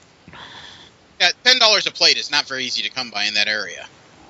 I would say you need a budget closer to about, what would you say, 14 would be the average? Yeah, 14 to 20. Yeah, well, I say 14 as a base. You still got to add tax and tip and shit. Well, I just meant, actual menu price. Yeah. One of the bigger debuts they had was the 2 different pictures of Ben Affleck in the Batman cowl. Mm-hmm. Well, sort of. One was a close-up of his face in the Batman cowl, and it looks, it looks Batman-esque. I mean, what can you say? It's a close-up of a cowl and a face in it. Everybody looks like Batman until you zoom out and get a look at their belly, anyway. The second picture was kind of weird because it's definitely Ben Affleck in some kind of Batman-esque armor, which I think they used in the Frank Miller version, but there's something about it that seems kind of cartoony to me. I'll send you the URL so you can take a look at it. Maybe it's the light-up eyes that are throwing me, as if Bruce Wayne finally took a page from Tony Stark's playbook. Actually, that reminds me of a little bit of the Owlman costume, to be honest. Actually, staring at it reminds me of that weird helmet he was riding around with in the animated series. It was just, an extension of his bat cowl. Yeah, it seems like a kind of an up-armored version of his suit or something like that. Which was actually very reminiscent of the Frank Miller story. Yeah. Actually, you know what it looks like now that I'm taking a good look at it? It looks like Ultron is eating Bruce Wayne. Interesting. From the description I've seen of this scene, I think it's Superman's eyes are supposed to be glowing red, and then Batman's eyes are glowing blue with some kind of night vision, which I thought was kind of interesting, and they chose blue for that. But yeah, really. Well, especially since he's supposed to be fighting somebody with multi-vision who can see that from a mile away. Yeah. Well, could be lead line. He has lead in his pants. If I will say this though, if you're going for Comic-Con for news, there is a shit ton of news to be had of all kinds of stuff. I mean, we talked in some broad strokes about some of the stuff we heard about coming out of there. One of the more interesting pieces of news, probably to everybody in this room, is that Marvel is moving forward with an Agents of S.H.I.E.L.D. comic book. Nice. Really? Nice. Yeah, it's going to center on Phil Coulson and Nick Fury Jr. as they take point on S.H.I.E.L.D. Wait, there's Nick Fury Jr.? The black Nick Fury, yes. Yeah. The original Nick Fury is a white dude. Oh, okay. But not only that, this isn't quite the standard Agents of S.H.I.E.L.D. S.H.I.E.L.D. is running into problems in the Marvel Universe similar to what they've run into on TV. So it looks like there's going to be a core team, per se, of Phil Coulson, Nick Fury Jr., and a few other characters. But rounding that out is that they will have a rotating cast of Marvel Universe heroes that they're deputizing at different points to assist them. Sounds fun. So the cover of the series has Spider-Man, Storm, Thor, Odin's son, and the Hulk on it. But if you look in the background, I should send you the URL because I keep forgetting you guys don't have what I have. if you look, though, it looks like some of the characters they're portraying on the cover of this include Agent May, Skye, and Fitz and Simmons on there. And a monkey. Well, you always need a monkey. Monkey thing. Yeah. At least it's not Hit Monkey. That guy would kill somebody. And there were also interesting displays throughout Comic-Con, too. They actually had an exhibit at the DC booth of the different capes and cowls used in Batman films. Really? Yeah, including the one from the latest movie. They actually have this one from Batman v Superman upcoming with the shorter ears. Mm-hmm. Send it to you there. It's front and center. They actually had these 4 glass cases in the center of the booth. I did not approach it just because the people around it were always pretty intense. But they had the capes and cowls worn by Michael Keaton, Val Kilmer, and George Clooney. Even Christian Bale's. It's pretty nifty when you think about it. That's a lot of movie history. Although I was sad to learn that Stan Lee canceled all of his appearances at Comic-Con. Yeah. Why? Yeah, I heard he had, like, laryngitis or something. Oh. The official story was that he had laryngitis. We talked about it while we were still at the hotel. It's not that I hope that's not true, but I'm kind of skeptical because we hear all kinds of reports from people who say, "Oh, I'm sorry, I was sick and dehydrated." Then we find out they're in rehab or some shit. I'm not saying Stan went on a bender, but I'm just hoping that laryngitis isn't code for there's a serious problem. Yeah, that would be unfortunate. Yeah.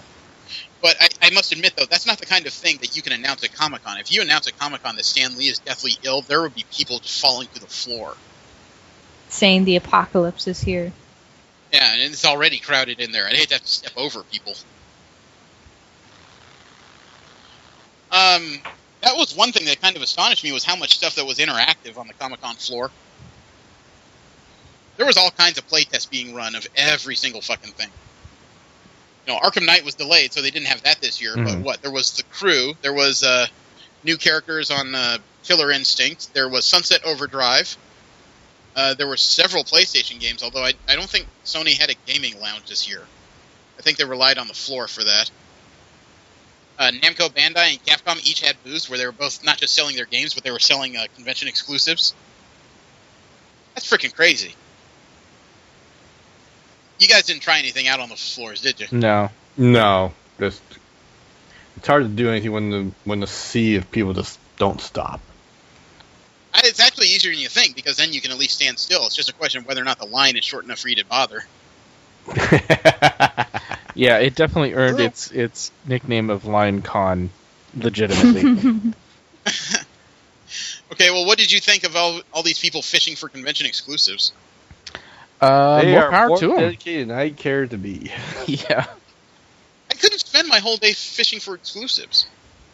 You only have 4.5 days at best to try and take in everything that's going on. That's assuming you don't want panels. Me, I would have to be somewhere. Yeah. It's like the one day I tried to get into Hall H. When I heard that it was very unlikely, it's like, okay, I got other things I could be doing. Yep. So I don't know. I definitely... Our roommate that we never really saw kind of had the right idea. Yeah, Brittany. Yeah, she came back long enough to shower and disappeared again. So, but she apparently got into everything that she wanted to.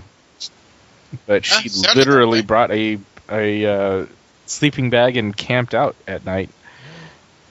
Yeah, I'm not sure I could do that. No. I need bed. No, I couldn't do that. Well, they also announced at Comic-Con that the change to Captain America is changing another one of the series he's in. The Mighty Avengers is changing to Captain America and the Mighty Avengers. Looks like he's going to take a leadership role in that one.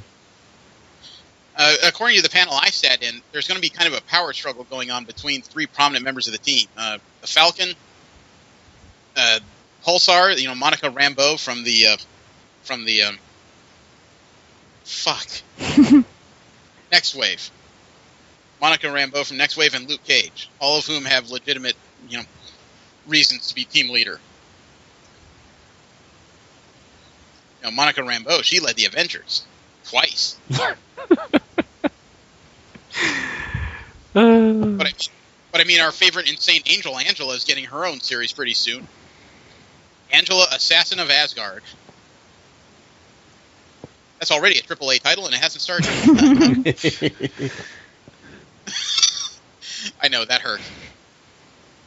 That did hurt. They also released a trailer for Season 5 of The Walking Dead. I won't go into that because I know at least two of you guys just don't give a shit. Yep. Yeah. But that's what I mean. They've revealed all this stuff at San Diego. That's where they announced that Ra's al Ghul is becoming the villain for Season 3 of Arrow. Yeah. You know, that's where they announced... what was it? That's where they announced that Agent Carter is going to include the original Jarvis in her TV series. Oh, really? He's actually getting an Edwin Jarvis. That's cool. Who's Howard Stark's butler and an important force in his life, apparently. So the Jarvis program, I don't know if it'll be based on this, and I certainly don't think Paul Bettany's going to do it, but it's going to be somebody. You know, and then there's the fact that they revealed the look of the Wonder Woman for the Batman v Superman. Right. Didn't see that. Really? You didn't see the image of Wonder Woman? No. I did, I think. I saw it in... It was freaking everywhere as soon as it came out. I saw it on smartphones while we were walking around. It was saucy. While there, I didn't have any internet capabilities, so... The odd part is the mixed messages I got while walking around the floor and people were looking at it. There were some people who said she looked awesome. Some people said, where's her muscles? I dig it, personally. Yeah. Well, there was a few people there who, of course, said, why is she wearing a skirt? If she has supernatural strength, I don't know that the if she has supernatural strength, necessarily- you don't need muscle definition for that. As for wearing a skirt, it's practical. Yeah, that skirt is actually practical looking. I guess it's a question of what origin story are you using. Is she the one made from mud, or is this the demi-goddess?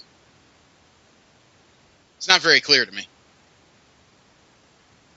I take it from your confusion you don't know. The original story of Wonder Woman, she was created by the Queen of the Amazons, who breathed life into this clay sculpture she created of a child. The current version is that was bullshit, and she's actually the daughter of the Queen of the Amazons and Zeus. Zeus? Which I found kind of... No, it's Zeus, which is why I found it kind of interesting, because, yeah, she's the daughter of Zeus, but the Amazons worship Ares. So I was kind of like, ooh, a little bit of poaching going on there. Ares has been a long-time enemy of Wonder Woman throughout the different versions of her. Which is now her half-brother, which just makes it very confusing. You know, it's not a bad image. It's an interesting still. It's not enough to make me want to see the movie. No, but at least her costume is believable. Except for the heels. Although it still looks, it looks like she's either in platforms or heels. Well, actually, no. If those are those are wide, platforms. If those are wide enough, they might be acceptable. You can get a decent amount of kicking leverage and stuff with heels. The tiara isn't quite working for me. Makes her forehead look tremendous. Yeah, the tiara looks I extraneous. think it's just the tiara, honestly. It's kind of what tiaras do sometimes. I will say this, it's still not as impressive as the porn parody version. That one was actually pretty damn good. It was impressive. What can I say? Do you guys want an example of some of the more awesome versions of cosplay that they saw throughout the convention? Oh, shoot. Yes. Click the link. These are some of the people that dressed up on their own. These are not company people. These are just cosplayers doing their thing. Oh, nice. The MODOK is cute. Yes. Especially with those are the AIM guys that they were talking about. Yeah. The Cookie Monster Stormtrooper. That's throwing me a little. The Apocalypse is damn impressive. I saw him at the Marvel Gathering. I do like that. T-shirt lied, Darkseid had no have cookies. Some impressive Spider-Man in there. I didn't see the Deadpool in this picture. I wish I'd met him. He's actually pretty damn good. The Apocalypse is damned impressive, too. I actually saw him at the Marvel photo shoot. Yeah, I saw the Mystique at 2 or 3 different locations. I actually said hi to her, and she recognized me. So, something else I got going for me. The Xena and Gabrielle are really good. Yeah. Oh, wow, yeah. Oh, the Spider-Man and Gwen Stacy were at the Marvel Gathering, too. I think the Poison Ivy's Adrena Patridge.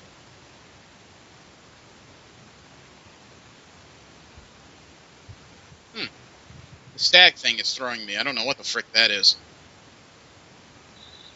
Oh, check out the Hellboy enemy. The weird Nazi with a mask and the blades in his hands. Oh yeah, that's really good. Hey, look, Robot Chicken. I really love the Silver Surfer kid. He was cute. I don't know what they are, but they're like the ones on stilts. One's on stilts. They're in a long black dress about halfway down the page. It almost sounds like a Dark Crystal thing.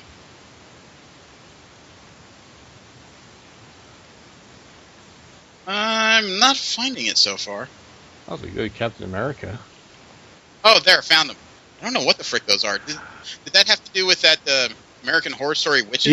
Yes. Okay. Yeah, I saw them. There's a Rocksteady and a Bebop. Yeah. Wow. And they apparently stole a child. Although right under that is Dark Helmet, Colonel Sanders, and Andre the Giant for some reason. I wonder if those Halo costumes are the same ones that did the Space Marines. That's probably the 401st. Those Halo costumes are way too detailed for average. The 401st had their own photo gathering. I'm actually really digging the Kotobukiya versions of Wonder Woman and Supergirl about 2/3 of the way down the page. There's that Roger Rabbit character. Oh yeah, I saw that guy will use force for money. I was just looking at that. He was actually sitting down by one of the buildings, kind of panhandling. Like, yeah, okay. I saw him. Actually, that's the point I saw him at, outside the hotel. Hey, there's a female Thor. Yeah, there were innumerable ones. Honestly, the kid Silver Surfer is pretty badass. The adult Silver Surfer was also pretty badass. And Voltron. Yep. Space Marine was huge. What's up with Elvis Vader, though? The very last picture here. Elvis Vader, Nerd Vader. I say Elvis Vader. Those are Elvis sunglasses. Oh yeah, I saw that Tink. Yeah, I mean, this shows a lot of different cosplayers and everything, but the cosplay was really light at this convention. I think it was just the number, and yep, that's the female Thor I saw. Yeah. I remember seeing a Scorpion and a Sub-Zero dressed up as mariachi band members. Actually, they were at Video Games Live as part of their cosplay contest. Somebody asked them to speak as part of their presentation, and the Sub-Zero gets up to the mic and says, "Yo soy Sub-Zero, hace frío!"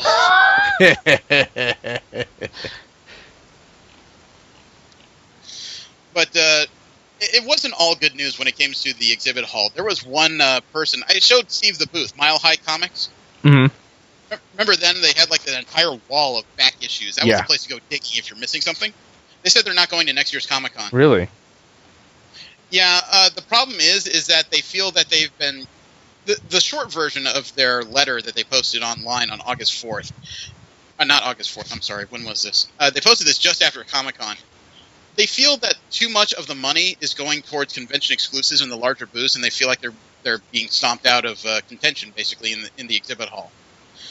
Their choices are to go to Comic-Con and probably lose about $4,000, or go to smaller conventions and be more likely to be able to pull down about $10,000. Go to Kamikaze.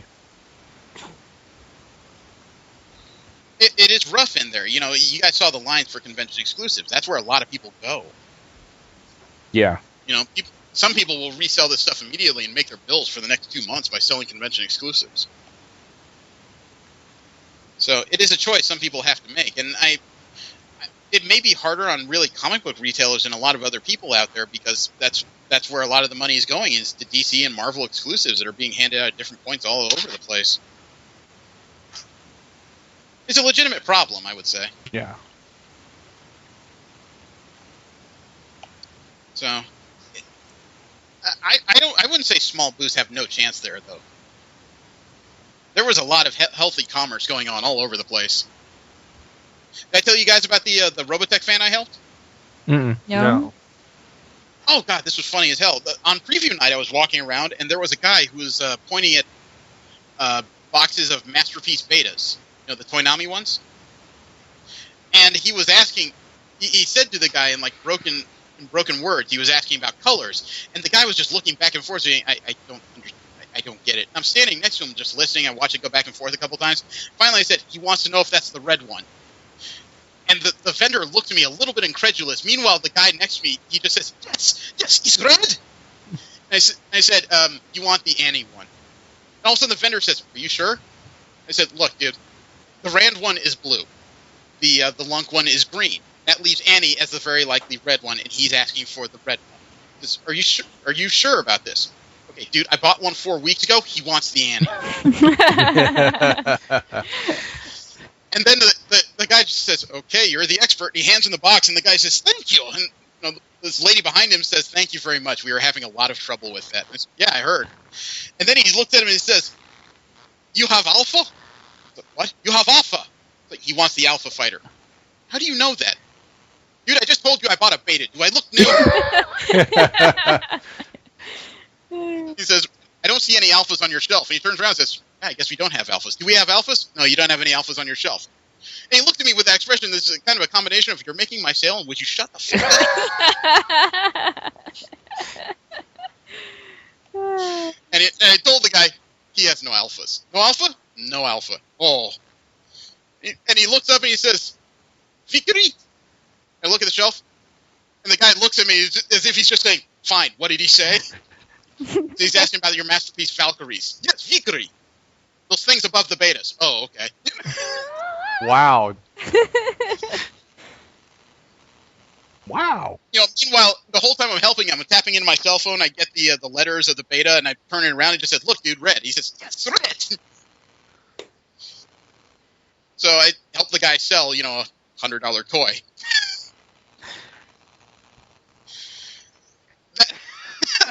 Like I said, there was healthy commerce going on. Yep. There's all kinds of stuff to be bought. Jesse nearly nerded up at one booth in particular. Which one was that? That was one of the first ones we saw that had all kinds of toys. They had alphas at that booth, if I remember correctly. Yeah, I wasn't nerding out on the alphas. I was nerding out all the G1 Transformer stuff. It's like, God, these are awful. You missed it when I went back on day 4. There were 2 guys that were haggling. One guy was talking to a friend of his outside the booth. I guess one guy was the English, one guy's the money, and one guy's the vendor. They were arguing whether $300 was a good price for the G1 Omega Supreme. Yeah. T1 Omega Supreme, 300? Yeah. The guy said he tested all the parts and made sure the motor still ran, so apparently it's a fully intact piece. But it's open. Yeah, but it was open, and that's what they were arguing about. And he was like, "No, we opened it to verify that all the parts were there and everything." And then the wife was sitting there too. I at least assume it was with the wife, and she's just sitting there in a chair, going, "It's how much? It's how much?" Yeah, I know. That was funny as hell. Yeah, I had to walk away. V, if your interest is star humping, this is the place to go. What? If your interest is not literal star humping, but like following around celebrities. Or if you're interested in star humping, this is the place to go. Let's just say this: in my second bout through the exhibit hall, I ran by the DC booth and was like throwing distance away from every star and arrow in there. Yeah. Not only that, we apparently passed by Daniel Radcliffe and didn't know it till after the convention because he was in disguise. Yeah, he walked around as Spider-Man. Yeah, and I saw him 3 times trying to figure out why this guy seemed nervous. It turns out because he didn't want to be recognized ever. Yeah. I was actually quite amused because I was reading an article, and he said, yeah, I was walking around using an American accent, and I had to double take on that. Because I was like, no one speaks an American accent. We talk normal. Everybody else has the accent. I'm like, holy crap. That was so fucking American right there. I was like, actually, wait, American accent? We don't have an accent. Actually, when I went up to Petco Part at Nerd HQ, one of the announcers there was giving us a free... speech lesson about the different English dialects, like British, American, and Australian. It's like if British speak from the front, this is how you get the different dialects. Is how you. God, I can't even think of it now. Shit. That's okay. Well, we ran across the actress who plays Arya Stark in Game of Thrones several times. I Macy only Williams? saw one. Yeah, most of the times it was incognito. She was actually in her clothes, but she decided to throw on a Spider-Man mask so she could walk around the exhibit hall. I saw her several times trying to think, what kind of costume is that as this person's walking by? There was a tweet of her like lifting up the mask in this tee-hee face. Oh man, I would have loved to have met Macy Williams. Well, we Macy. actually had the chance. If we were annoying on day 4, we could have done it, if you recall, Steve. Yeah. We were walking by one of the hotels on our way to get to something, and as I'm looking... Yeah. No, it wasn't the Hard Rock. I don't want to say the hotel because I don't want to spook people. Yeah, that's true. But I remember which hotel it was. Anyway, as we were walking by, there were 3 SUVs parked outside, and we joked about these things the night before, just thinking, dude, somebody either got dropped off or somebody's getting taken somewhere. Well, the next day, in the afternoon, close to the end of Comic-Con, these things were sitting out there again, and as we're walking by the second one, I looked through the windshield because the side windows were all blackout tint, and I saw a very familiar profile, and I'm looking at that, like, at the side of Macy Williams' head, and I remember as soon as we passed the SUV, I said out loud, "Nah," and Steve just says, "Yeah." I was. You said, was that? And I was like, yeah, I was kind of wondering about that because she looked familiar to me. I don't watch the show, but I was like, who the hell? And he was like, was that? And I was like, yeah, I think so. So if it were really annoying, we could have gone back and banged on the side of that truck real quick and said, "Hey." Yeah, that's okay. So yeah, it's really easy to run across people. I was 3 steps behind CM Punk at the Hasbro booth.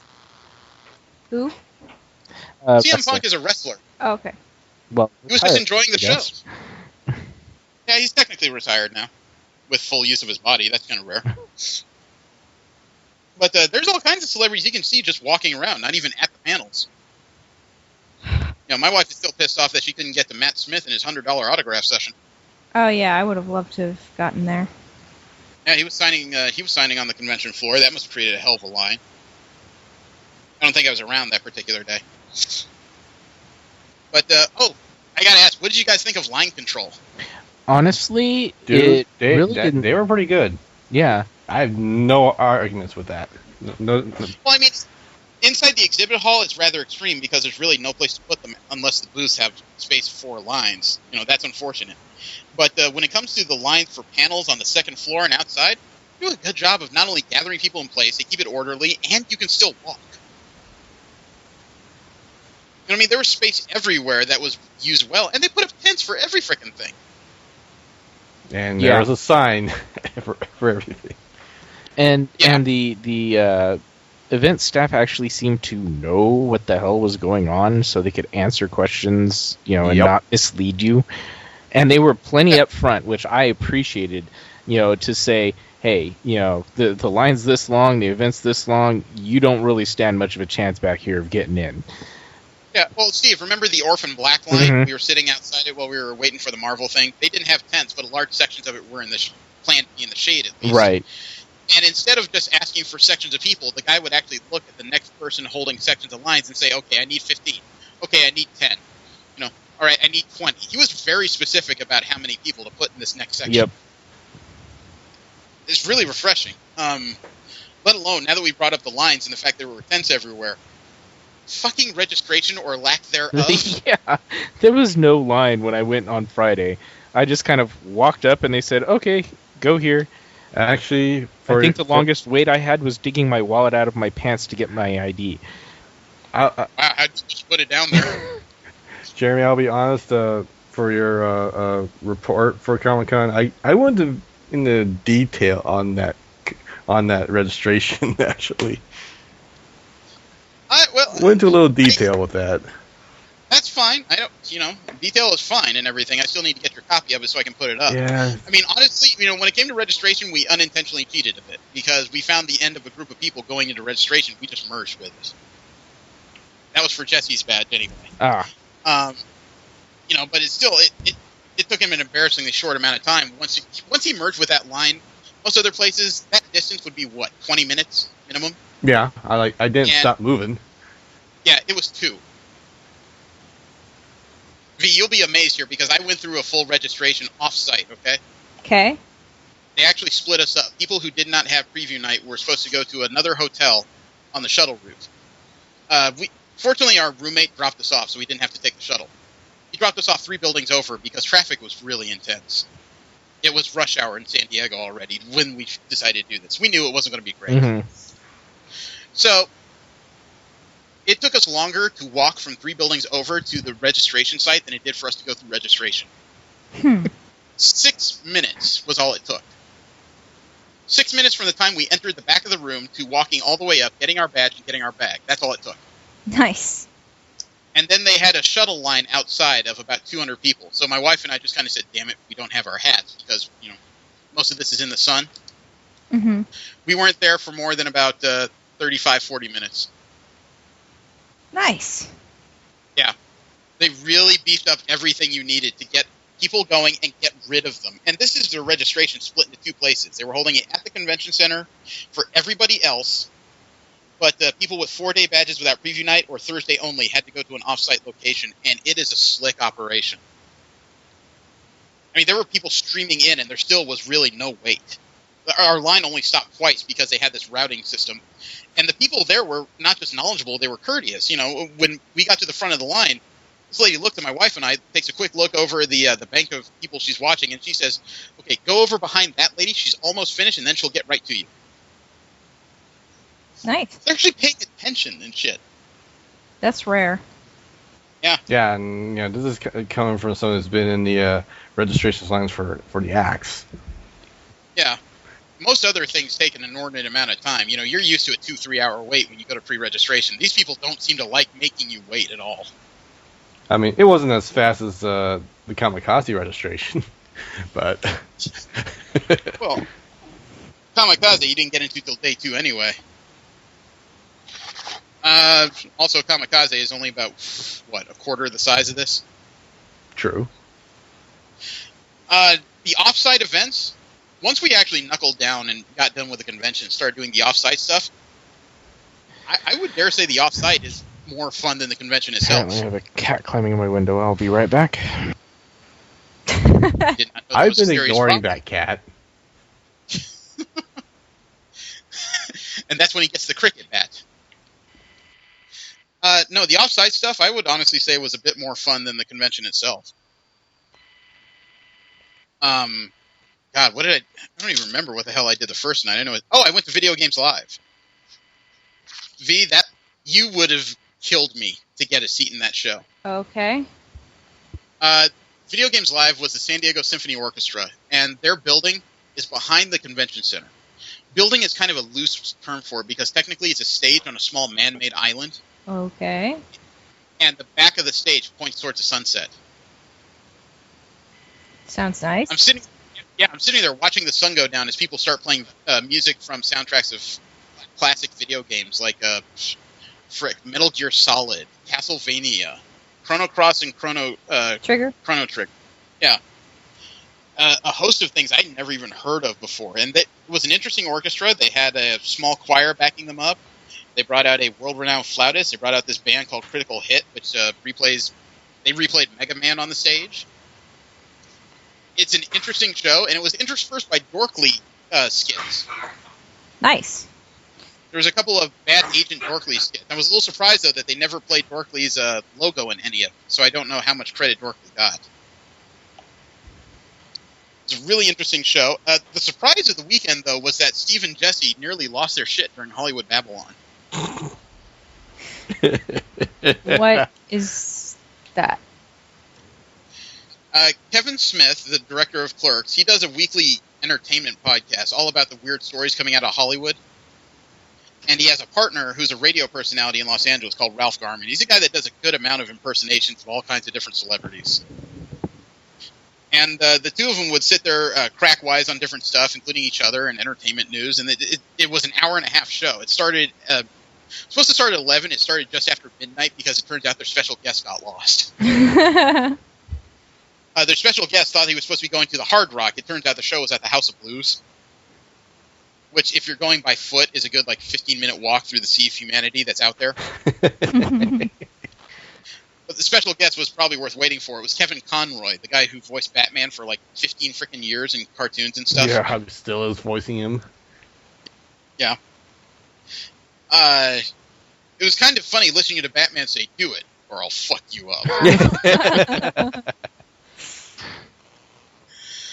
No, but I was kind of worried about that because Smith and Garmin are kind of shameless when it comes to humor. They'll talk about anything, and Steve and Jesse are a little squeamish when it comes to gay humor. I thought Steve was going to fall out of his chair.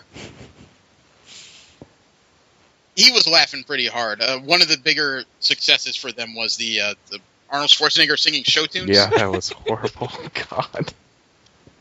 We listened to Ralph Garman pretend to be Arnold Schwarzenegger, and he sang the first couple verses of the Candyman from Willy Wonka and the Chocolate Factory.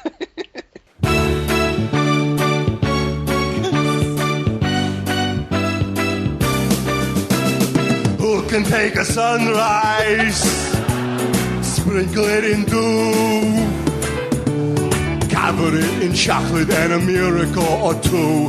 The Candyman. The Candyman can.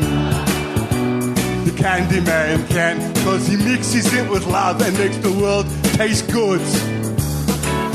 Alright, that's enough of that. That's it? Yeah, that's what we're gonna do. Oh. Nice. We got to witness a nerd wedding. Yes. Two people dressed up as Thor and Jane from the comic books got married on stage by Kevin Smith. God, there was a couple different... They went through some really bizarre stories. I really loved the fact that they finally installed monitors in this place, because I've always wanted to see what happens when they do their shit that should not be second. Where they talk about stuff that they find in movies that are just horrible mistakes, regardless of how much money or how many people review these things. Yes. And so the one that they did happened to be Kevin Smith's movie. Yeah, Jay and Silent Bob Strike Back. They misspelled break in break glass in case of emergency. I still like the fact that the person that pointed it out originally was Jason Mewes of all people. He's standing there in front of this box, and Smith is directing him, and he just says, okay, I don't want you to actually break it, but, eventually you're going to have to break the glass and pull out the tranquilizer gun. And Mewes looks at him kind of incredulously and says, break glass? Yeah, break glass. Break glass. Yeah, motherfucker, break glass. He says, you read it just fine in the script. Yeah, and you spelled it right in the script.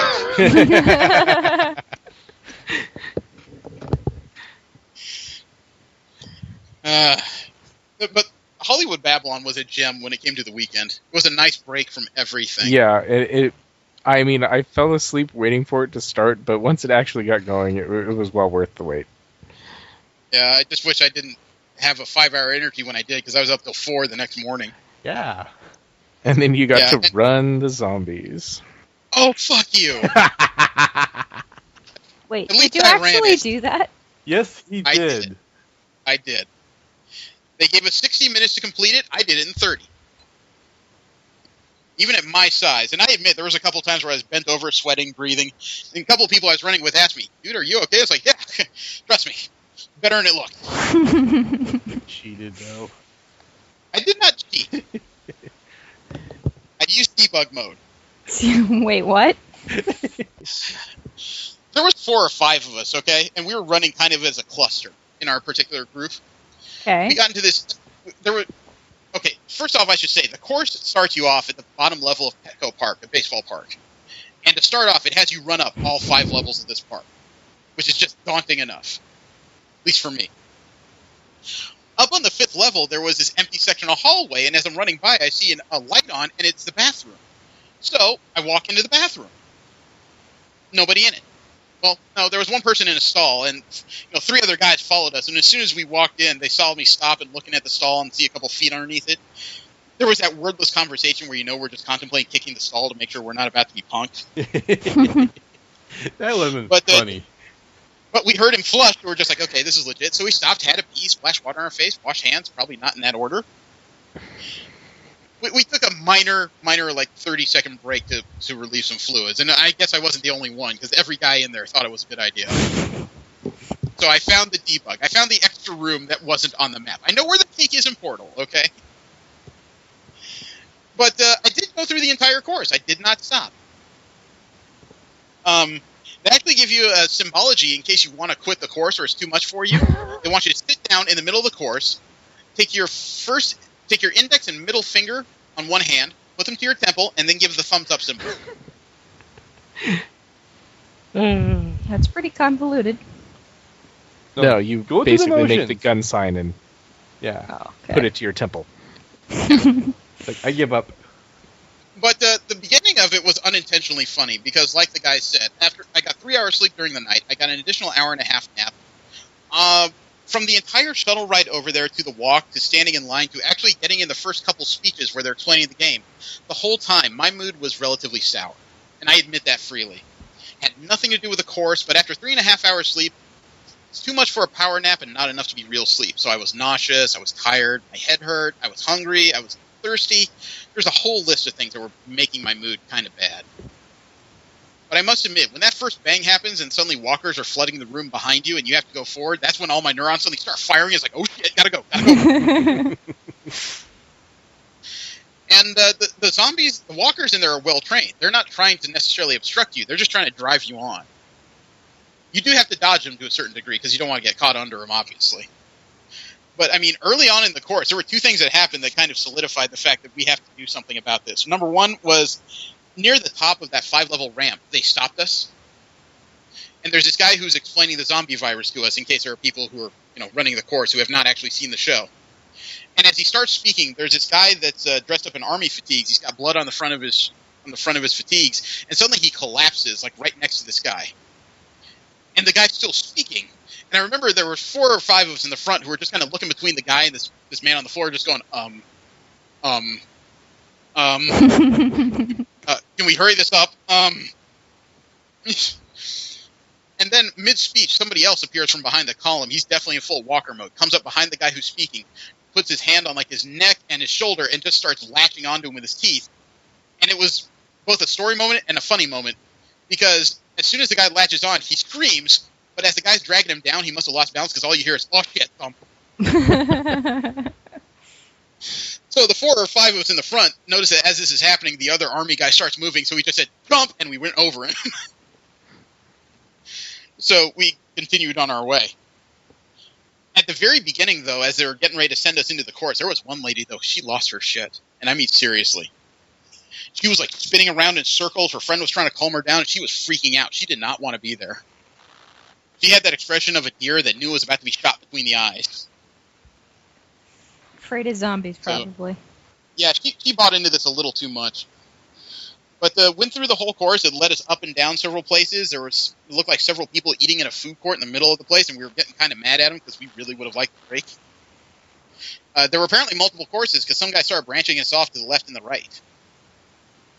And the course was completely different, even from where spectators were standing from last year. So I have no idea how to compare it to last year.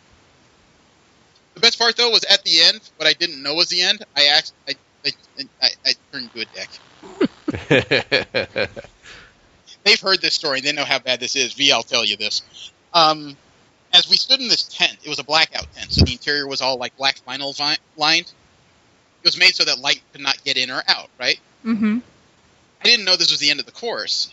And when my energy is low, I will tend to do the first things that come to my mind because I think they're entertaining. And on the other end of the tent is this guy under a spotlight. And as I'm looking, as I look down from that, I notice there's this blonde that's like half a head shorter than I am, right in front of me. And she's like in the same shape I am. She's shifting from left to right. She's kind of gassed. She's a little tired. And as I'm staring at this, a joke formed at the same time I did it. I leaned in real close to her, put my hands like lightly on the side of her head and on her shoulder, and made this sound.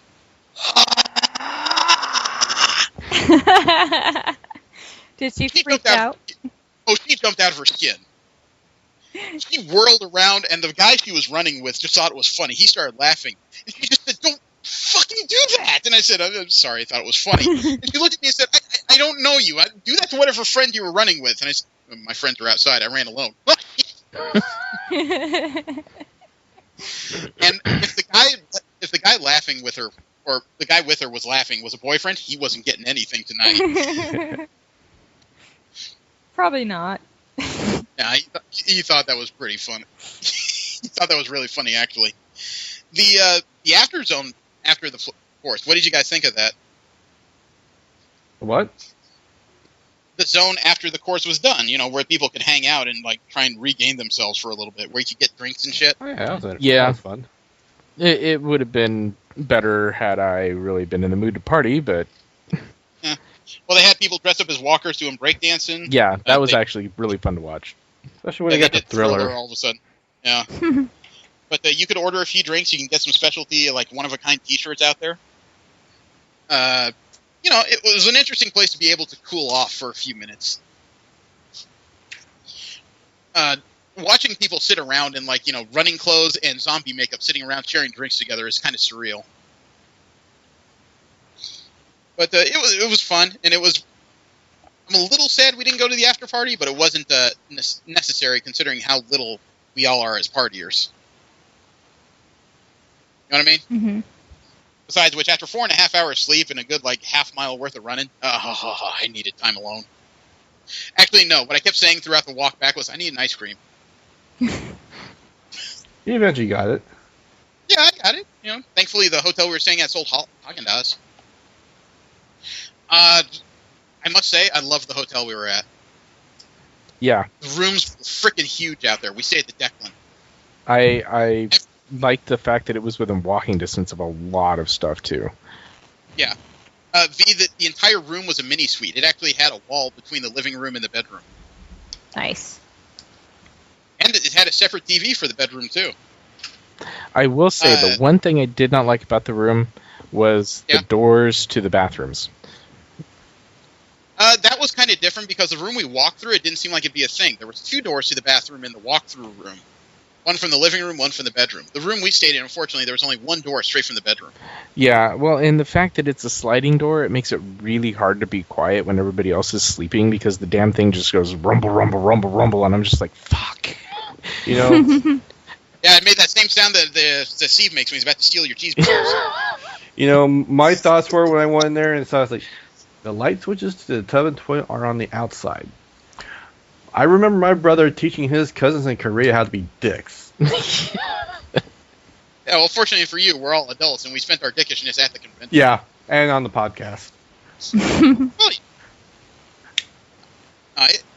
was, all in all, when all of us got together and started hanging out and doing all the off-site shit, that was a very groovy weekend. I also love the fact that you didn't have to plan exactly to stop by certain things. It's like Steve and I came across the Square Enix arcade by mistake. We just walked across it while we were looking for somewhere to eat, and we're just like, okay, this is a bar. Maybe they'll serve food. We sat down and watched people play test games that aren't even out yet. Meanwhile, we're eating $12 a plate burgers and stuff. It was a pretty good break. And now I'm hungry. Join the club. I just think there were some people who said this year was disappointing. That was based on the amount of reveals from major panels and stuff. But as a conventioneer, I was thoroughly entertained. I enjoyed myself rather severely, really. What did you guys think? Yeah, I had a good time. Again, as I stated before, I was completely overwhelmed and did not expect what the hell I was getting into, so I really couldn't say I enjoyed myself. But, I'm better prepared for next time. Oh, yeah, I thought it was groovy. And, I got to thank our tech guy, Brandon. He had us well situated with water and, several things to eat before we got there. Yeah, that was actually a huge help, bringing those... snacks. Yeah, snacks and everything. Yeah, I went through 3 pounds of cherries over the weekend. I'm kind of surprised I didn't poop one out. No, but it was a very nice weekend, and the crowding and the closeness of bodies is an issue, but at the same time, a little bit of patience and you'll get through it pretty well. It's not quite the clusterfuck that the Anime Expo was. So I would really like to see all of us get together next year. I mean, they even had a special for super shuttles from the, door to door from the airport to your hotel. If you use the Comic-Con codes, it wouldn't cost you any more than $1. Huh. For $5, you would get a private car. That's pretty nifty. And by the way, Steve and Jesse, as soon as we stop recording, I have to tell you guys something about my own experience of traveling back and forth from San Diego to LA. Okay. It'll change a couple things about what you think. But I took the train down, and I got that's something we didn't talk about in the pod. I got an early preview of the Shadows of Mordor game. Huh. Thanks to Wikia. I sat down and watched the game, and you guys know me. I'm not very into Tolkien or the Lord of the Rings stuff. Right. I could play this game. If you strip out all the imagery and all the licensed stuff, this would still be a fairly entertaining game. It appears to be the early story of Sauron and how he came to power in Mordor. Okay. So Mordor isn't quite the blasted hellscape it is by the time of the movies. It still has some variations in its landscape. But it is a story about how he conquered and the kind of warlords he had to defeat to get to power, and how he rose as I think they call it a Death Walker? I have no idea. Or is it a Grave Walker? I was a little lost on it because at the same time they were talking, I admit, I was assembling my camera for the weekend. But it was really cool to watch. My only gripe would be there are some missions where you have to take down warlords to gain a following and gain an army to take over the countryside. If you don't beat the bosses the first time around, they will actually gain in strength and level. Ooh. Yeah. I like that. So, they get tougher and everything. It's almost like a penalization for being a stupid a-hole. But it did have nice variants in powers, including the ability to summon a light bow and stuff, and different enemies had different weaknesses. Just trying to drag out these warlords so you could fight them would require different things. Some of them you have to assassinate their messengers. Others you just have to walk into their stronghold and, punch their face in? No, not punch their face in. Make some noise to draw them out. Really get in there and start just slaughtering their minions wholesale before they'll come out and do anything about it. And as I watched the playtester for the demo challenge one particular warlord, they had managed to do such a decent job fighting that they freaked out the warlord's 2 archer bodyguards. Those guys ran away before they even fired a shot. Still didn't finish the mission, but they managed to really make an impression. So I would say it's a decent game to try. There's not going to be any multiplayer component, unfortunately. It's single-player campaign, but it does look like it's going to be worthwhile. I like single-player games. Yes. Yeah, they can be pretty entertaining. But, I would say that Comic-Con is still pretty much the mark to beat when it comes to conventions. Yeah. They do. The crowding is just an issue you can't solve. But the way they organize and the way they have their people run, I've never seen anything as slick as this. Even other conventions in the Comic-Con umbrella, like WonderCon, don't run as smoothly as this thing does.